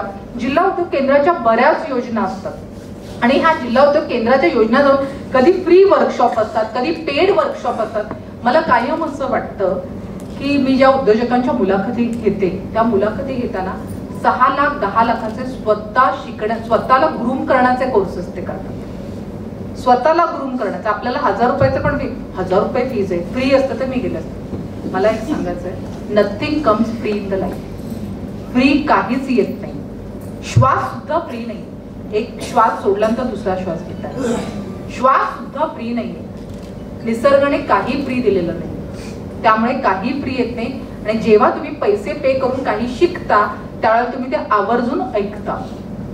मला हे सांगायचं की आपण सतत अशा प्रकारे महालक्ष्मी सरस सारखं प्रदर्शन बँड्रा कुर्ला कॉम्प्लेक्सला मुंबईत भरतं. किती महिलांना माहिती आहे? एका स्त्रीला माहिती आहे. ओके, महिला बचत गट आहे ताई तुमचा? हा. तर मला हे सांगायचं, मला इतकं कौतुक वाटत होतं ना त्या महिला बचत गटात की आपल्या महाराष्ट्रातल्या महिलांची भाकरी वगैरे झुणका इतके सगळेजण खात होते. आणि त्या महिला सोलापूर चादरी आणि तिकडे त्यांचे अगदी 10-10 लाखाचा सेल होतो. पण आपल्या महिला इथं, आणि ते फ्री असतं, त्यांना स्टॉल फ्री असतो, तरी आपल्या महिला जात नाहीत. तर हे मला म्हणायचं की शासनाने तुमच्यासाठी बऱ्याच योजना आणल्यात, पण मला हाताला धरून कोणी चल चल चल चल असं म्हणत असेल ते चांगलं आहे, पण नसेल म्हणत तरी ते उत्तमच आहे. कारण जेव्हा मला पाठिंबा नसतो तेव्हा मी जास्त स्ट्रॉंग होते. आणि मला सोलापुरातल्या महिलांविषयी एवढंच सांगायचं आहे, आज मी ज्या बिडी कामगार महिलांना भेटले मी नतमस्तक झाले. मी अक्षरशः नतमस्तक झाले. इथे कुटुंब समुपदेशन केंद्र खरोखर चालवावं लागेल का असं मला वाटत होतं. नाही चालवावं लागलं. इथली बाई कुटुंबाला इतकी घट्ट बांधून आहे. मला हे सांगायचंय, निसर्गाने तुम्हाला इतके गुण दिले, त्या गुणांचा गुणाकार करा. आणि व्यवसाय ना, नोकरी काय असते माहिती, माझ्यापुरती असते. नोकरी ही माझ्यापुरती असते. आणि व्यवसाय कुणासाठी असतो माहिती, नोकरी इथे ना मला लाख रुपये मिळून दे, 50,000, मी माझा विकास करते. पण ज्यावेळेला मी व्यवसाय करते ना, माझ्या हाताखाली 10 बायका असतील, 10 पुरुष असतील, तेव्हा मी 10 कुटुंब चालवत असते आणि राष्ट्राच्या विकासामध्ये माझा हातभार असतो. त्यामुळे उद्योजक होणं ही खूप मोठी गोष्ट आहे. उद्योजकचं अंगीकारणं हे छोटं नाहीये. तर छोटा मोठा व्यवसाय तुम्ही घरातून सुरू करा, त्याचा वटवृक्ष व्हायला वेळ लागणार नाही. सातत्य ठेवा, चिकाटी ठेवा, तुमची धडपड असून द्या आणि मग तुमच्या उद्योग लालसेला कोणी थांबवू शकणार नाही. जाता जाता मी माझा तुम्हाला नंबर देणार आहे, तो नंबर तुम्ही नोट डाऊन करून घ्या. तुम्हाला कुठला व्यवसाय करायचा असेल तर मला जरूर फोन करा. मराठीमध्ये नंबर सांगू का इंग्रजीमध्ये? इंग्रजीमध्ये चालेल. 98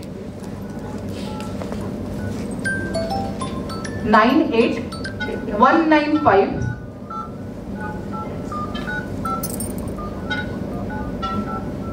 97 132.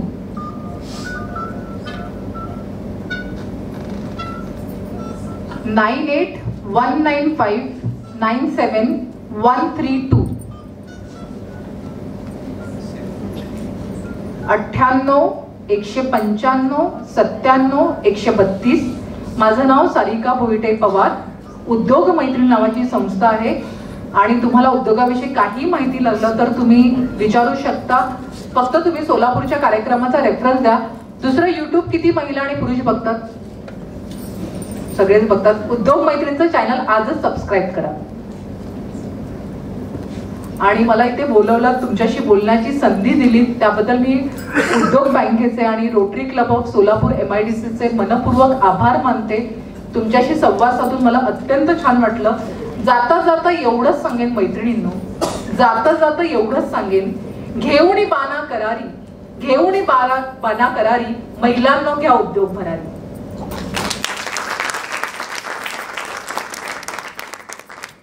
मला इथे बोलवलं आणि हा जो काही मान सन्मान दिला, गणपती बाप्पाची पूजा करायची संधी मला मिळाली, तुमच्याशी सगळ्यांशी बोलण्याची संधी मिळाली. पुन्हा एकदा आपल्या सगळ्यांचं मनपूर्वक आभार.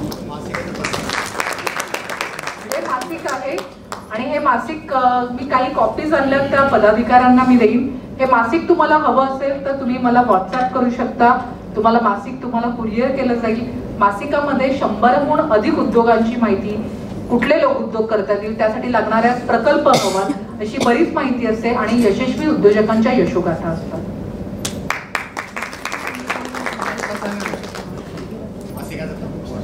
उद्योग मैत्रीण वेबसाईट पण www.udyogmaitrin.com. तुम्ही उद्योग मैत्रीण गुगल केलं की सगळी माहिती मिळेल, लेखांपासून ते सगळं. आणि उद्योग मैत्रीणचं YouTube चॅनल सबस्क्राईब करायला विसरू नका. थँक्यू.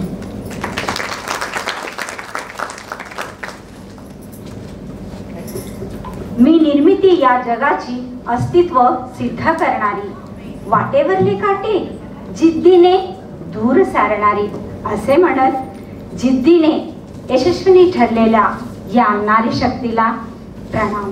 जोरदार टाळ्या. आपल्याला जे हवंय ते प्रथम आपण द्यायला शिकलं पाहिजे. नवीन काही आहे ते शिका, दृढ निश्चय करा. तसेच टाइम मॅनेजमेंट विषयी, अर्थव्यवस्थापनेविषयी, महिला करणाऱ्या सगळ्या मॅनेजमेंट विषयी, पॉझिटिव्ह विचारांविषयी, तसेच इतर सगळ्यांविषयी आपण खूप छान माहिती दिलात. त्याबद्दल मॅडमचा आपण आभार मानूयात आणि आपल्या या उद्योग मैत्रिणीला मानाचा मुद्रा करूयात.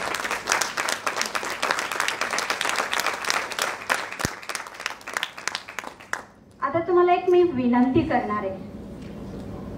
प्रश्नोत्तराचा कार्यक्रम आता घेऊच, परंतु आभार प्रदर्शना नंतरच सगळ्यांनी बाहेर जायचे, कोणी मध्ये उठायचं नाही. आता आपण प्रश्नोत्तराकडे वळतोय. ज्यांना कोणाला प्रश्न विचारायचे त्यांनी विचारू शकता. ताई उत्तर द्यायला रेडी आहेत, प्रश्न विचारा.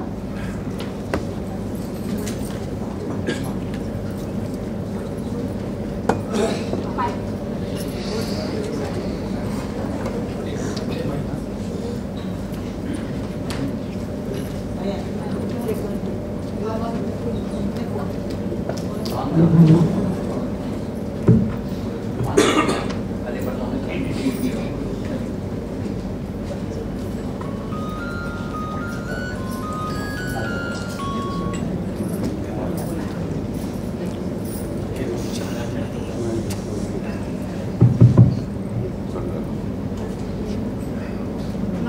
ताई, माझं नाव माधवी आंदे आहे.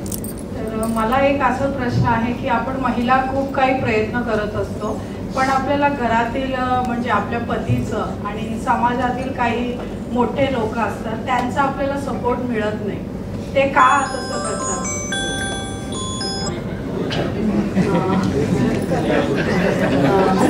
नाही, तो अगदी हा प्रश्न जगभरातील स्त्रियांचा आहे. मी खरं सांगेन, हा काय भारतापुरता मर्यादित नाही. मी जगभर प्रवास केलाय, वेगवेगळ्या देशांमध्ये गेलोय. पण मला कायम असं वाटतं की स्त्री सक्षमीकरण म्हणजे काय माहितीये, स्त्री आर्थिकदृष्ट्या सक्षम असली पाहिजे. ती जर आर्थिकदृष्ट्या सक्षम असेल ना तर घरातल्यांचा ना ऑटोमॅटिकली सपोर्ट मिळतो. दुसरी गोष्ट म्हणजे ना, सपोर्ट आहे ना कुठल्याही व्यक्तीला ना सिद्ध केल्यानंतर मिळतो. आणि ही खरंच सांगू, ही शोकांतिक आहे. तुम्ही ज्यावेळेला तुमचं जवळचं ना तुम्हाला ना अपयशातच समजतं आणि तुम्हाला यश मिळाल्यानंतर सगळे तुमच्या सोबत असतात. मला एवढंच सांगायचं की प्रत्येक स्त्रीने ना सपोर्ट मिळत नाही, मी तुम्हाला सांगू का, हे फक्त कॉमन स्त्रीच्या बाबतीत नाही, अगदी 100 महिलांना रोजगार देणारी यशस्वी उद्योजिका सुद्धा, तिची सुद्धा, म्हणजे मी मुलाखती करते सो मला सांगायला थोडं वाईट वाटतंय, पण त्या सांगतात की अहोंचं नाव लिहू नका मुलाखतीत. त्यांनी मला सुरुवातीला सपोर्ट नाही केला. तर ही खूप शोकांतिक आहे. पण ही मानसिकता बदलायला वेळ लागेल, पण ही मानसिकता बदलवण्याचं काम आपण स्त्रियाच करू शकतो. मला हे सांगायचं की आपण आपल्या मुलांना वाढवताना राहून दे रे, तू पाणी आणू नकोस, ताई आहे ना तू पाणी आण. आपण असं ना, आपणच पुरुष प्रधान समाजाची आपण खतपाणी घालतो. तर आपण स्त्रिया या बालमनावर संस्कार करू शकतात. तुम्ही तुमच्या लेकीला समान हक्क द्या, तिला तेवढं शिकवा, तिला सक्षम करा. आपली आई आपल्या बहिणीशी कशी वागते हे बघत बघत ज्या वेळेला तो मुलगा वाढेल त्यावेळेला कदाचित नेक्स्ट पिढी मधले काही जी तरुण पिढी येईल ती त्यांच्या बायकोला, बहिणीला, वहिनीला, मैत्रिणीला सपोर्ट करतील. आणि हे मला बघा, ह्या ताईंनी की आपल्या सगळ्यांचे डोळे उघडलेत आणि आपले कायमच आपल्याला हे माहिती आहे की मला एवढं सांगायला आणि रिक्वेस्ट करायला आवडेल तुम्हा सगळ्या पुरुषांना की तुमच्या घरातल्या एखाद्या बहिणीने, तुमच्या बायकोने किंवा मैत्रिणीने किंवा कोणी व्यवसाय करत असेल तर कृपया कृपया तिला सपोर्ट करा.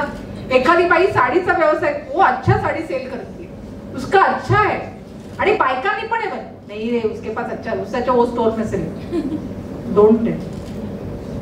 मी सांगू, मी महिला बचत गटांच्या प्रदर्शनाला जाऊन कायम आहे ना अशी हजारोंची खरेदी करून येते. माझ्या घरी पापड, कुरडया सारखं असं पडलेलं असतात. कारण का माहिती, मला कायम असं वाटतं मी एका प्रदर्शनाच्या उद्घाटनाला गेली आहे आणि त्या बाईचं समजा मी पापड उचलले तर तिला ना उमेद वाढते की सारिकाताईंना हे पापड आवडले. आणि असं आपण एकमेकींना प्रोत्साहन दिलं पाहिजे.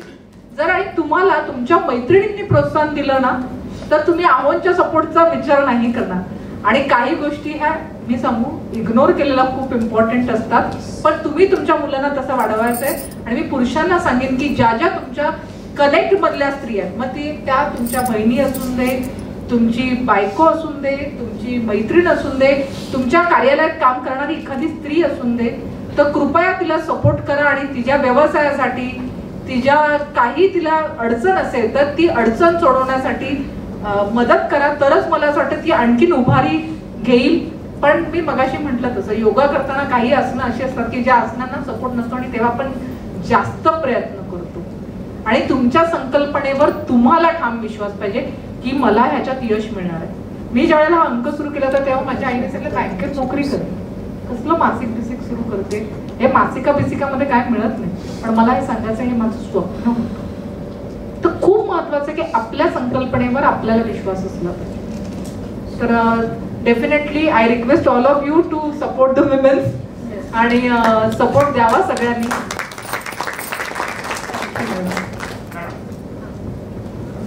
या काही म्हणजे उद्योग करायचा आहे तळागाळातल्या महिला आहेत त्यांच्याकडे व्यवसाय करण्यासाठी उत्पन्न म्हणजे इन्व्हेस्टमेंट गुंतवणूक करण्याची क्षमता नाही, त्यांच्यासाठी शासकीय सुविधा आहेत का, स्कीम्स वगैरे त्यांना मोटिवेशन होईल? एक योजना आहे जी आहे शासनाची CMEGP योजना. परवाच मी त्याचा व्हिडिओ बनवलाय की तुम्हाला त्या योजनेअंतर्गत कृषी आणि सेवा उद्योगांना 10 लाखापर्यंत आणि जर उत्पादन आणि निर्मिती व्यवसाय म्हणजे तुम्ही मॅन्युफॅक्चरिंग एखादा युनिट केलं तर 50 लाखापर्यंत कर्ज उपलब्ध होणार.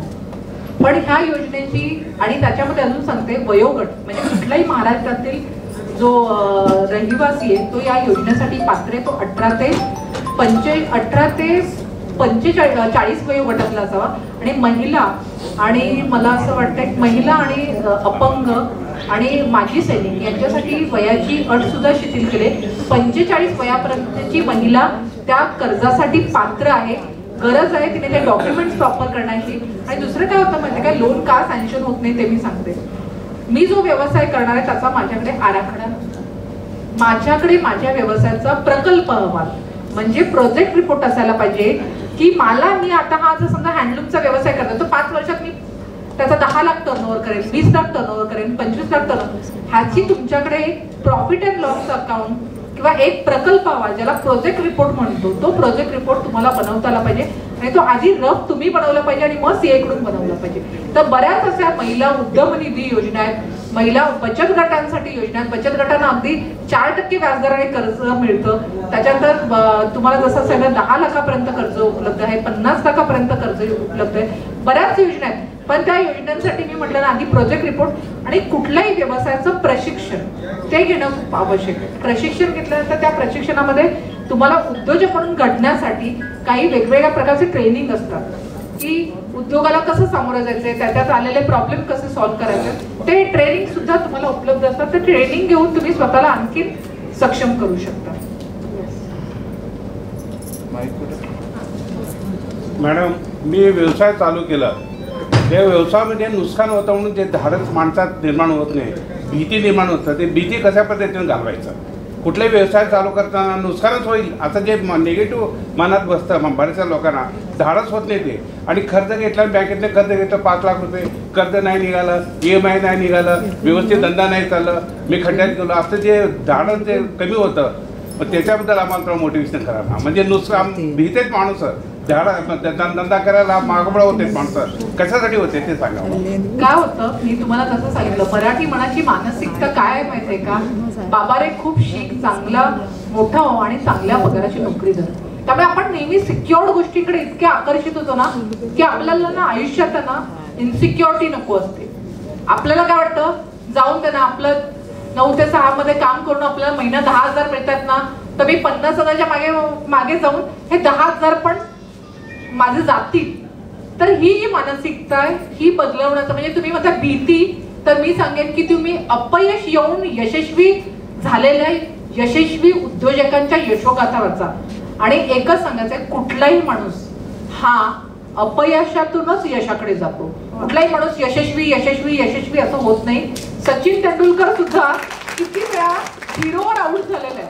अजून एक मला सांगायचंय, विठ्ठल कामत यांचं एक उदाहरण द्यायचंय. इडली, ऑर्किड आणि मी हे त्यांचं खूप सुंदर पुस्तक आहे. त्यांना सुद्धा अत्यंत असं ड्रेन व्हायला झालं होतं आणि असं वाटलं की आता सगळं संपलंय, मी काय व्यवसाय करतोय. आणि मग ते एका हॉटेलच्या मला वाटतं 21व्या की काहीतरी मजल्यावर होते आणि त्यांनी पहिलं समोर एका मोठ्या बिल्डिंग मध्ये एक रंगारी माणूस काम करतोय आणि तो रंगारी माणूस स्वतःच्या जीवाची पर्वा न करता त्या बिल्डिंगला पेंट करतोय. अशा छोट्याशा म्हणतात झुल्यावर बसून ते पेंटिंग त्याचं चालू होतं. मग त्यांनी विचार केला, हा माणूस स्वतःच्या जीवाची पर्वा नाही करत आहे तर मी बिझनेस मध्ये 5-10 लाख 50 लाखाचं लॉस झाला तर काय होणार आहे. जास्तीत जास्त लोक आपल्याला नावं ठेवतील, व्यवसाय जमत नाही याला असं समजतील. पण मला म्हणायचंय 5 शेअर मार्केटमध्ये नाही का लोक पैसे गुंतवतात आणि त्यांना डाऊन येतं. पण जर कॉन्स्टंट त्यांनी ठेवलं, लॉंग इन्व्हेस्टमेंट केली तर प्रॉफिट होतोच. पण एक आहे की सातत्य पाहिजे. आणि भीती घालवण्यासाठी मी एवढंच सांगेन सर तुम्हाला की आपलं वाचन सगळ्यांचं खूप कमी झालंय. आता आपण YouTube पाहतोय पण वाचलं पाहिजे खूप. अहो ज्ञानेश्वरांनी 12व्या वर्षी मला वाटतं रेड्याच्या मुखातून जर समजा वेद बोलून घेतले, अशा पुण्यभूमीत आपण राहतोय, एवढ्या पुण्यभूमीत राहतोय ना की आपण ब्लेस्ड आहोत. इथे तर महाराजांचं, सोलापुरात महाराजांचं आहे, तर अशक्यही शक्य करतील स्वामी. तुम्ही देवावर विश्वास ठेवा आणि धाडस करा. आणि एक सांगू, सबसे बडा रोग क्या कहेंगे लोग, सबसे बडा रोग क्या कहेंगे लोग, ते सोडलं पाहिजे. लॉस झाला की लोक चांगल्या गोष्टीचं मार्केटिंग करतात. मी मराठी उद्योजकांवर काम करते, मी इथे रेकॉर्ड करते म्हणून, पण एका मराठी उद्योजकाला लॉस झाला, लोक त्याचे व्हिडिओ शेअर करतात आणि मी ग्रुपवर ज्यांना शेअर करतो त्यांना सांगितलं स्टॉप करा. त्या माणसाचा लॉस झाला हे तुम्ही शेअर करताय, पण त्या माणसाने लाखो कुटुंबाचा पोशिंदा होता तेव्हा तुम्ही व्हिडिओ शेअर केले का? तर हे ना जे ना सोशल मीडियावर पण आपण वाईट पटकन त्याला कॉमेंट आणि पटकन ते नुसतं करायला जातो. आता मी योजनांचा व्हिडिओ बनवते ना, मला विचारतात तुम्ही सेनेचे आहात की बीजेपीचे? अरे मी योजनांचा व्हिडिओ बनवते ज्याच्यातून माझी महिला सक्षम होईल. सो काही गोष्टी आपल्याला म्हणून सांगितलं, सबसे बडा रोग क्या कहेंगे लोग, डर के आगे जीत है. सगळं तुम्ही भीती काढून टाका. आणि तुम्हाला काही वाटलं तर मी असे काही तुम्हाला शेअर करीन पुस्तकं, ती पुस्तकं तुम्ही वाचा. आणि मी असं सांगेन की महाराजांचंच बघा ना, महाराजांचं वय 40व्या वर्षी ते गेले आणि त्यांनी किती गड किल्ले जिंकले. अफजल खानासारखा एवढा धिप्पाड्याला त्यांनी वाघ नख्यांनी त्यांनी मारून टाकलं. म्हणजे काय त्यांनी काय केलं, मला हे म्हणायचंय. शिवाजी महाराज एवढेच होते. आपण आपल्याला आपला इतिहास एवढा स्ट्रॉंग आहे, तर 5-10 लाख आणि 50 लाख काहीच नाही हो. तर हा विचार करा, आपल्याला काय होतं ना, आपल्याला काय भीती आहे. आणि आपण कर्ज घ्यायला, आता सर उद्योग बँक चालवत होते, कर्ज घ्यायला लोक घाबरतात. आणि मग खरं सांगू का, मग ती बँक चालवणं पण मुश्किल होऊन जातं, लोक कर्ज घ्यायला कचरतात. तर हे सगळं बदललं पाहिजे. आणि लोकांनी ना, मी सांगितलं, चांगल्या गोष्टी केल्या पाहिजे, स्वीकारल्या पाहिजे, चांगल्या गोष्टीचं मार्केटिंग केलं पाहिजे. एखाद्या व्यक्तीचा लॉस झाला ना तर तो सांगत पेटू नका, तो चांगला उत्तम व्यवसाय करतो हे सांगा. ठीक आहे, ताई तुम्ही विचारा. मी माझी नगरसेविका बोलले. नमस्कार ताई. आणि माझे बचत गटाचे उद्योग चालू आहे. आता सध्या मला 35 ते 40 उद्योग सध्या चालू आहेत आणि महिला काम करत आहेत. मला जर तुम्ही इथे येणार आहे म्हणजे माझ्या इथं तुम्हाला दाखवायला घेऊन गेली असते. आज इथं 2-3 आहेत, बघितल्या आहेत महिला. तर मला फक्त मध्ये चालू होतं, पवार साहेबांनी एक्झिबिशन काढलेले. आता थोडं बंद असल्यामुळे महिलांना एक्झिबिशनला जातो. या चादरी, शेंगा चटणी ते मी रोज 10,000ची बांधलेला विकत होतो. माझ्याबरोबर यायला पण तयार होतात की व्यवसाय कुठं चालू असेल बघायला, परत ट्रेनिंग घ्यायला. तर आता चाळणीचा व्यवसाय करायला लागलो. 3 मशिनी आता सध्या घेतलेत, उदबत्तीच्या घेतल्या. तर त्यातून महिला मला कमी पडायला लागलेत काम करायला. ज्या महिला घाबरतात ना, त्यांनी ह्या ताईंना तुम्ही जॉईन व्हा. आणि मला हे सांगायचंय बघा, ताईंकडून किती शिकण्यासारखं आहे. आणि पहिली ताई हे म्हणायचं मला, आम्ही 1 रुपयापासून चालू केले बचत गट, आज कोटीचा व्यवहार चालू आहे सध्या. मला कुठं एक्झिबिशन झालं तर आम्हाला कळवा, माझ्या महिला विकायला जायला तयार आहेत बचत. नक्की नक्की नक्की हो. नक्की मी कळवेन. माझ्याशी तुम्ही कनेक्टेड राहा. मी तुम्हाला फोन कार्ड देते ना मला, आहे उद्योग. कनेक्टेड राहा. आणि मी तुम्हाला तेच म्हणाले की बिझनेस नेटवर्किंग खूप महत्वाची गोष्ट आहे. आता ह्या ताई व्यवसाय करतायत, ह्यांच्याकडे 35 ते 40 बचत गट आहेत. ज्या महिलांना काही करायचं आहे त्यांनी ह्या ताईंशी कनेक्ट व्हा, मला कॉन्टॅक्ट करा. पण सोलापुरात तुम्हाला माझ्या बचत गटाच्या 4-5 हजार महिला आहेत. 2-2.5 हजार महिला काम करतायत. खूप सुंदर, खूप छान वाटलं तुम्हाला भेटून. मलाही तुमच्यासारखे पुरस्कार पुण्याला. तुमचं खूप खूप अभिनंदन ताई. हॅलो, नमस्कार. मी दत्तात्रय मोरे. बावी नावात छोटस गाव आहे. बऱ्याच दिवसापासून 20 वर्षापासून उद्योग बँक व्याख्यान मारायला येतोय. वास्तविक मी आता येताना माझ्या पत्नीला आणि माझ्या बहिणीला पण घेऊन आलो. विषयाद्वारे मागा तिथं कोणीतरी म्हणत होतं की महिलांना सपोर्ट करत नाही. मी त्यावेळेस मी माझ्या बायकोला म्हणत होतो, तू सांग तुझं काय आहे. ती म्हणत होती मला नको, तुम्ही सांग. वास्तविक पाहिलं तर जिथं सपोर्ट असतो तिथं असं असतं. पण मला अभिमानाने एक गोष्ट या ठिकाणी सांगावी वाटते की ती महिला बचत गटाचं काम करते. 2006 सालीपासून आम्ही सुरू केलंय. महिन्याला 100 रुपये आम्ही एकत्र करायचो. 13 बायका त्यावेळेस पहिल्यांदा जॉईन झाल्या होत्या. आता त्या बचत गटाने उत्तुंग भरारी घेतली आहे. 450 बायका जॉईन आहेत. आता काही पुन्हा आम्ही बचत गटात काम केलं शेतकऱ्यांच्या. जवळजवळ 4.25 कोटी रुपये टर्नओव्हर आमचा गावचा, छोट्या गावात 2000 लोकसंख्येचं गाव आहे मतदारसंख्येचं. 3,75,00,000 गेल्या वर्षी टर्नओव्हर होता.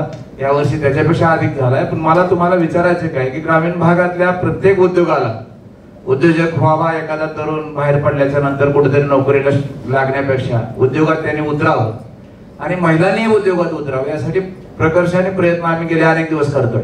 बँकेकडे जायची काही गरज नाही. आमच्याकडेच 4.25 एवढे कोट्यावधी रुपये भांडवल आहे. 10-20 हजार 50 हजार अगदी 20-20 लाख एक रेव्हन्यू स्टॅम्पचं तिकीट न लावता मी लोकांना दिलेत आज काय. म्हणजे एवढं सगळं फायनान्स सुद्धा तो पण आपलाच आहे. कोणाकडून बँकेकडून काही घेतले नाहीये. पण तरी सुद्धा महिलांमध्ये उद्योग करण्याची फार जिज्ञासा कमी दिसते. धाडस करत नाही. आणि तीच मला म्हणायचं की त्याच्यासाठी तुम्ही ज्यांना शिकवता सांगता, तुम्ही एकदा आमच्याकडे बी या 400-500 महिला माझ्यापाशी बी आहेत. त्यातनं काही 4 घडवता आल्या तर मलाही त्याचं समाधान लागेल. मी तुम्हाला निश्चित त्याबद्दल बोलवेन. पण ही थोडस जे कमी आहे, न्यूनता आहे लोक महिलांमध्ये, ती खऱ्या अर्थाने कशी कमी करता येईल याबद्दल तुम्हाला काही सांगता आलं तर बरोबर. मला काय वाटतं म्हणजे प्रतिकूलतेमध्ये माणूस जास्त घडतो. काय झालंय, आपली काय झाली पूर्वी मानसिकता कशी होती, काही बचत गटातून महिला सक्षम नाही, अगदी स्ट्रॉंग बनतात. महिला कधी बाहेर जातो त्या बँकेवर बघितले, कर्ज एकमेकाला दिलं, परत असं गावगाव फिरून आले जाऊन, त्यांना सगळं म्हणजे ताकद आली. त्यांच्यासाठी अशा प्रकारच्या ताई असल्या पाहिजेत. आणि तुम्ही खूप चांगलं काम करताय.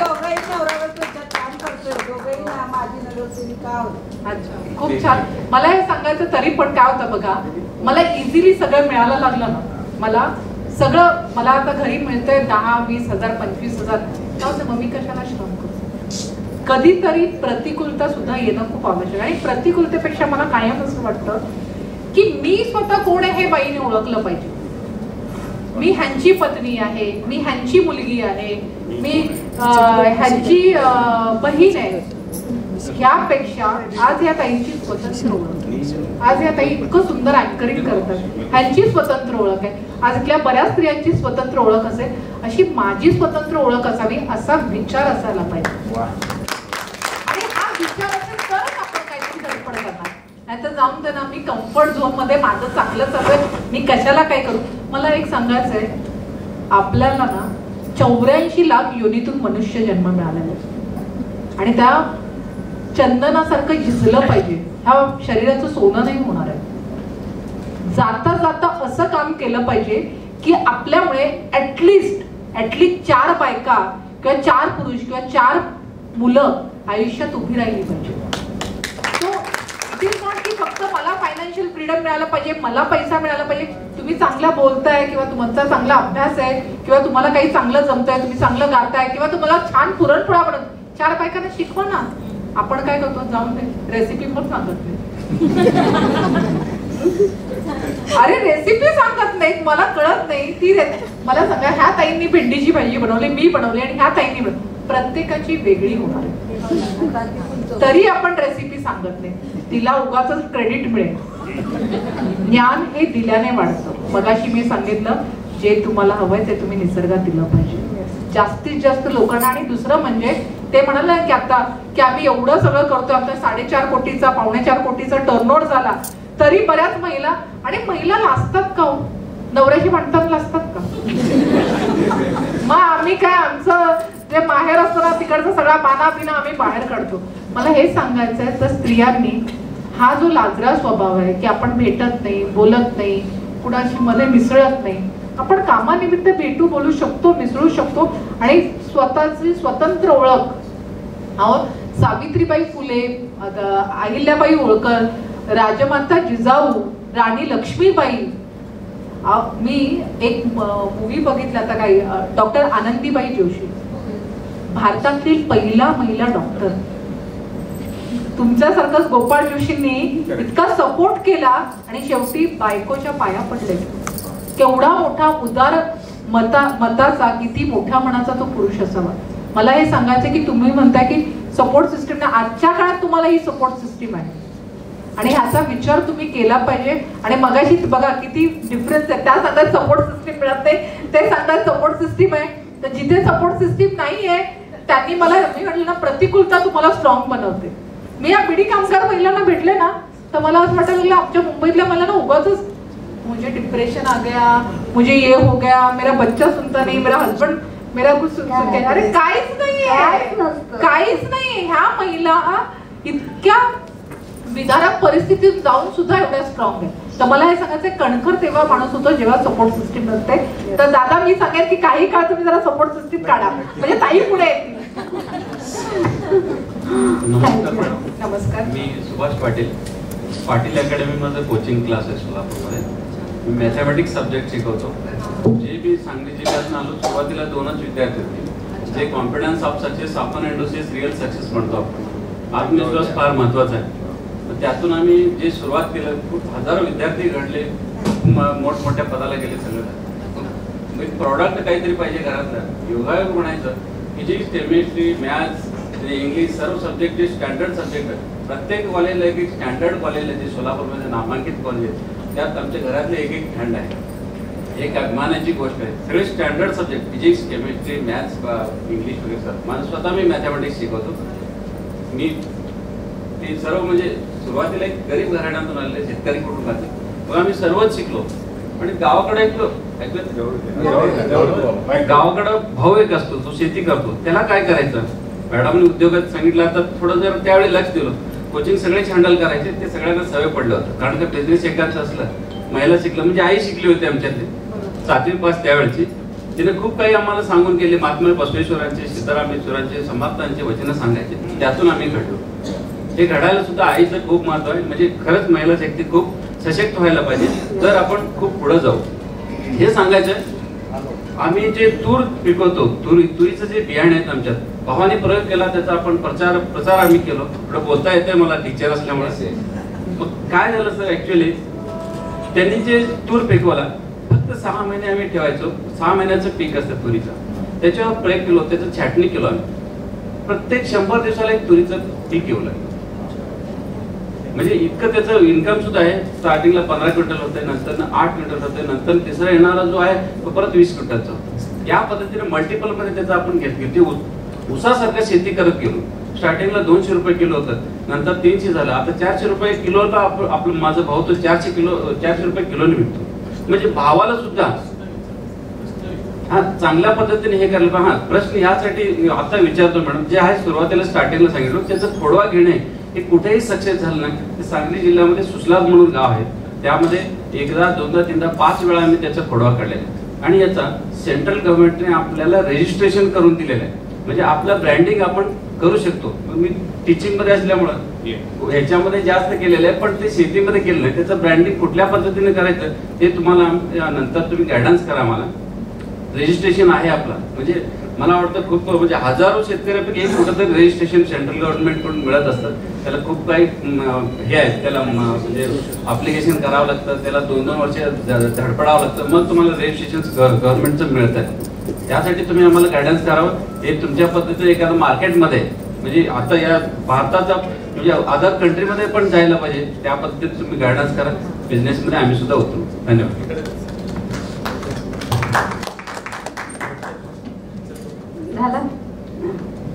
तुम्ही जे म्हणालात की तुमचं जे प्रोडक्ट आहे तर ते प्रोडक्ट कृषी संदर्भातील प्रोडक्ट आहे. तर ॲग्रो इंडस्ट्रीला आता प्रोत्साहन देणाऱ्या बऱ्याच योजना आहेत.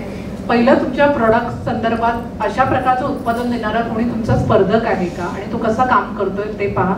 दुसरी गोष्ट म्हणजे तुमच्या प्रोडक्टचं तुम्ही सांगितलं उत्पादन होत आहे.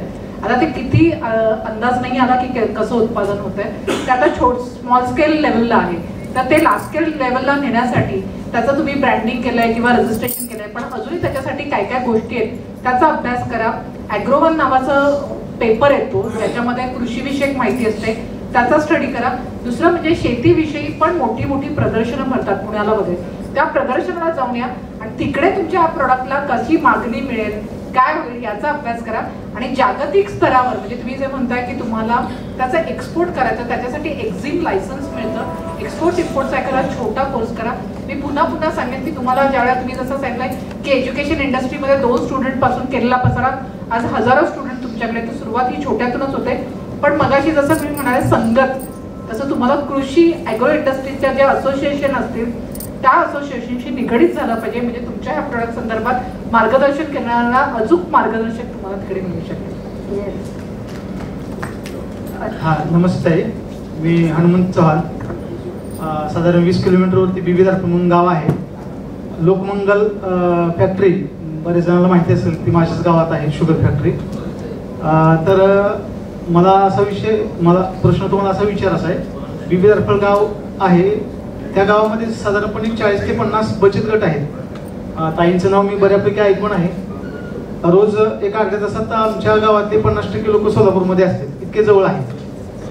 उद्योग खूप मोठा आहे बापूंचा, परंतु गावातल्या बऱ्यापैकी महिलांमध्ये उद्योगाची, आता या दादांनी सांगितलेलं त्या पद्धतीनं विषय, तर बचत गट जे आहेत ते पैसे घेणं आणि पैसे रिटर्न करणं हे व्यवहार होतात. परंतु त्या माध्यमातून आम्ही प्रशिक्षणाची पण बऱ्यापैकी सोय केली. बार्शीचे वगैरे 2 प्रशिक्षणं आहेत. त्या माध्यमातून शिलाई मशिनीचं असेल, इतर जे पापड असतील, छोटे उद्योगाच्या अनुषंगानं प्रशिक्षण वगैरे. राजमाता जिजाऊ शिक्षण प्रसारक मंडळ एक संस्था आहे. हे माझ्या मिसेस म्हणण्यापेक्षा मी त्यांचा पती आहे, प्राजक्ता चव्हाण. तर त्या चालवतात. 10 वर्षापासून सनराइज पब्लिक स्कूल म्हणून बिबीदारफळमध्ये इंग्लिश मिडियमचं स्कूल चालवतात. 400 मुलं आहेत. आणि यश विद्या पब्लिक स्कूल बार्शीच्या इथं एक नवीन ओपनिंग केलेलं आहे. अशा 2 स्कूल चालवत आहेत, चांगल्या पद्धतीनं चालवत आहेत. आणि आता मला एक असा प्रश्न विचारायचा आहे की महिलांच्यासाठी उद्योगाच्या अनुषंगानं आम्हाला तिथं काम करायचं आहे. तर त्या अनुषंगानं बऱ्यापैकी महिलांचा म्हणता येईल की मेळावा किंवा त्या अनुषंगानं प्रशिक्षण, तर ह्या थोडंसं तुमचं मार्गदर्शन व्हावं, जेणेकरून खेड्यातल्या पण महिलांमध्ये तुम्ही म्हणल्यासारखं, कारण पालक मीटिंग वगैरे ज्यावेळेस घेतोय त्यावेळेस जवळपास 70-75% महिलांची उपस्थिती असते. मुलांच्या ज्या काय अडचणी असतील तर त्या बाबतीत महिलांचा जास्त सपोर्ट असतो किंवा जास्त उत्साहानं महिला येतात. तर प्रत्येक गोष्टीत महिला जागरूक आहेत, महिलांची धडपड भरपूर असते. त्यांना सपोर्ट देणं आणि त्यांच्यासाठी काहीतरी करणं हा आपला एक थोडासा भाग आहे असं समजतो आम्ही. तर त्या अनुषंगाने थोडं प्रशिक्षण किंवा तुमचं मार्गदर्शन व्हावं अशी एक छोटीशी विनंती आहे. धन्यवाद. नक्की माझा नंबर तुम्हाला दिलेला आहे. आणि तुम्ही जसं म्हणाला की बचत गटातल्या महिलांचा हाच प्रॉब्लेम आहे की त्या फक्त सेव्हिंग करतात, एकमेकींमध्ये कर्ज म्हणजे व्याज घेतात आणि त्यांना वाटतं फक्त पैसे फिरवणे हाच व्यवसाय. तर ह्याच्यातून त्यांचं काही विकास नाही होणार जोपर्यंत ते कुठलं उत्पादन विकास का होत नाही. ग्रामीणच्या वर्गा भीतात पैशाला. आपले एवढे पैसे आहेत, कोणतं माणूस आला, कोणतं सगळं घेऊन गेल्या काय. आणि त्या 5,000 पण खूप टेन्शन घेतात. मी ग्रामीण मध्ये पण काम केलेलं आहे. तेच अनुभव आलेला आहे. त्यांना आम्ही म्हणलं ना, आमच्या इथले व्यवसाय बघा, तुमचे पैसे द्या, तुम्ही चालवा स्वतः. पुरुषांना कुणाच्या मागे लागू नका. तुमचे पैसे कुठली बँक नको, तुम्हाला काही नाही. पण मी हा कार्यक्रम बँकेने घेतलाय की नाही, महिलांना भीती वाटते. बचत गटाच्या बँकेतच बचत गट उघडायचे.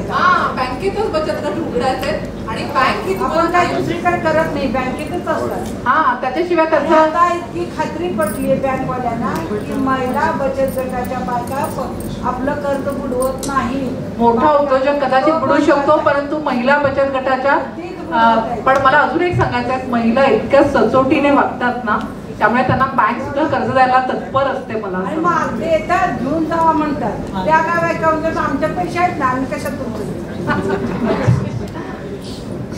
बाहेर खूप जोरात पाऊस पडतोय आणि इथं प्रश्नोत्तरांचा भरपूर पाऊस पडतोय असं मला वाटतंय. आपण आता आभार प्रदर्शनाकडे वळूयात.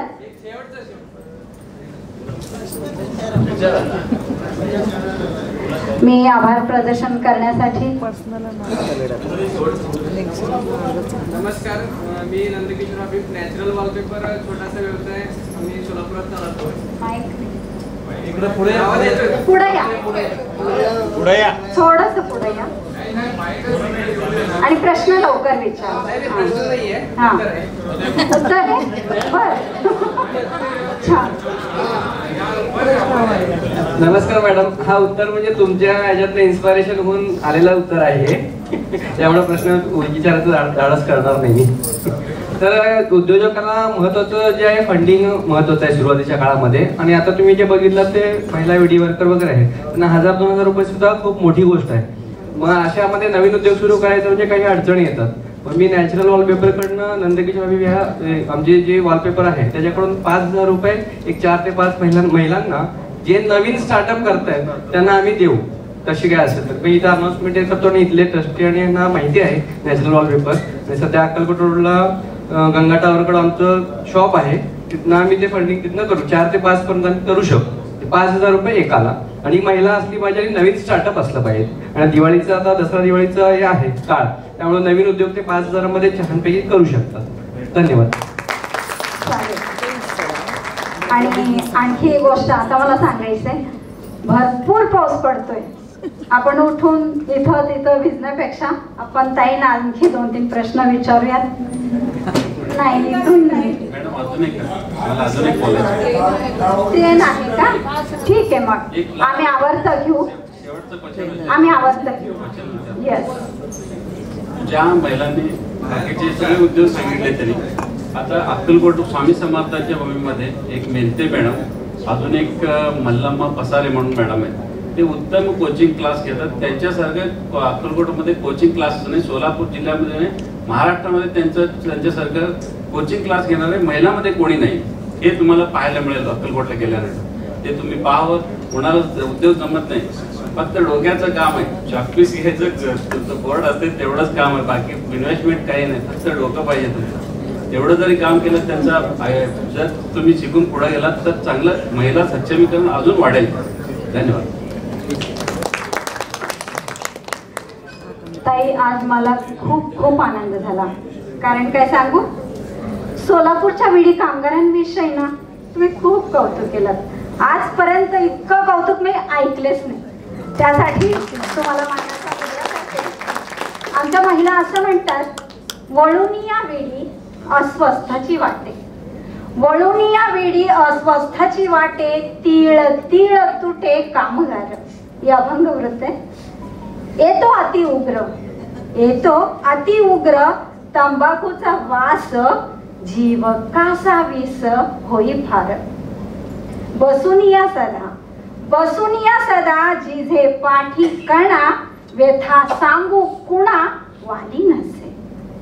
पाहुनिया रोज, पाहुनिया रोज हातातल्या भेगा, वाहे चंद्रभागा डोळ्यातून, वाहे चंद्रभागा.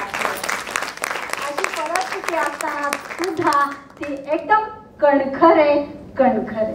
थँक्यू ताई, थँक्यू व्हेरी मच. आता मी अंबादाजी गडन सरांना विनंती करते की त्यांनी आभार प्रदर्शन करावं प्लीज.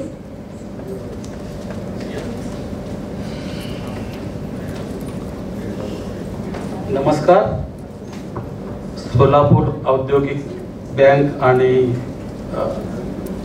रोटरी क्लब MIDC यांच्या संयुक्त विद्यमाने आयोजित केलेल्या या व्याख्यानमालेसाठी आजचे 6वे पुष्प गुंफण्यासाठी यशस्वी उद्योजिका सारिकाताई भोईटे पवार या आपल्या विनंतीस मान देऊन, आपला बहुमूल्य वेळ देऊन, उपस्थित राहून महिलांनो घ्या उद्योग भरारी या विषयावर आपले बहुमूल्य मार्गदर्शन केले. त्याबद्दल मी आमच्या आयोजकांच्या वतीने व उपस्थित आपण श्रोत्यांच्या वतीने त्यांचे मी मनपूर्वक आभार मानतो. आणि मंडळाच्या वतीने आमच्या सोलापूरचे आजचे 6वे पुष्प गुंफण्यासाठी सोलापूरचे आज आपल्या मंडळाच्या वतीने सोलापूरची आठवण म्हणून मी आमच्या मंडळाचे आश्रयदाते, लायन्स क्लबचे माजी अध्यक्ष आणि प्रसिद्ध CA चंद्रकांतजी दत्तासाहेब यांना विनंती करतो की मान्यवरांना आपली सोलापूरची भेट म्हणून मान्यवरांनी ते स्वीकारावं अशी मी त्यांना विनंती करतो.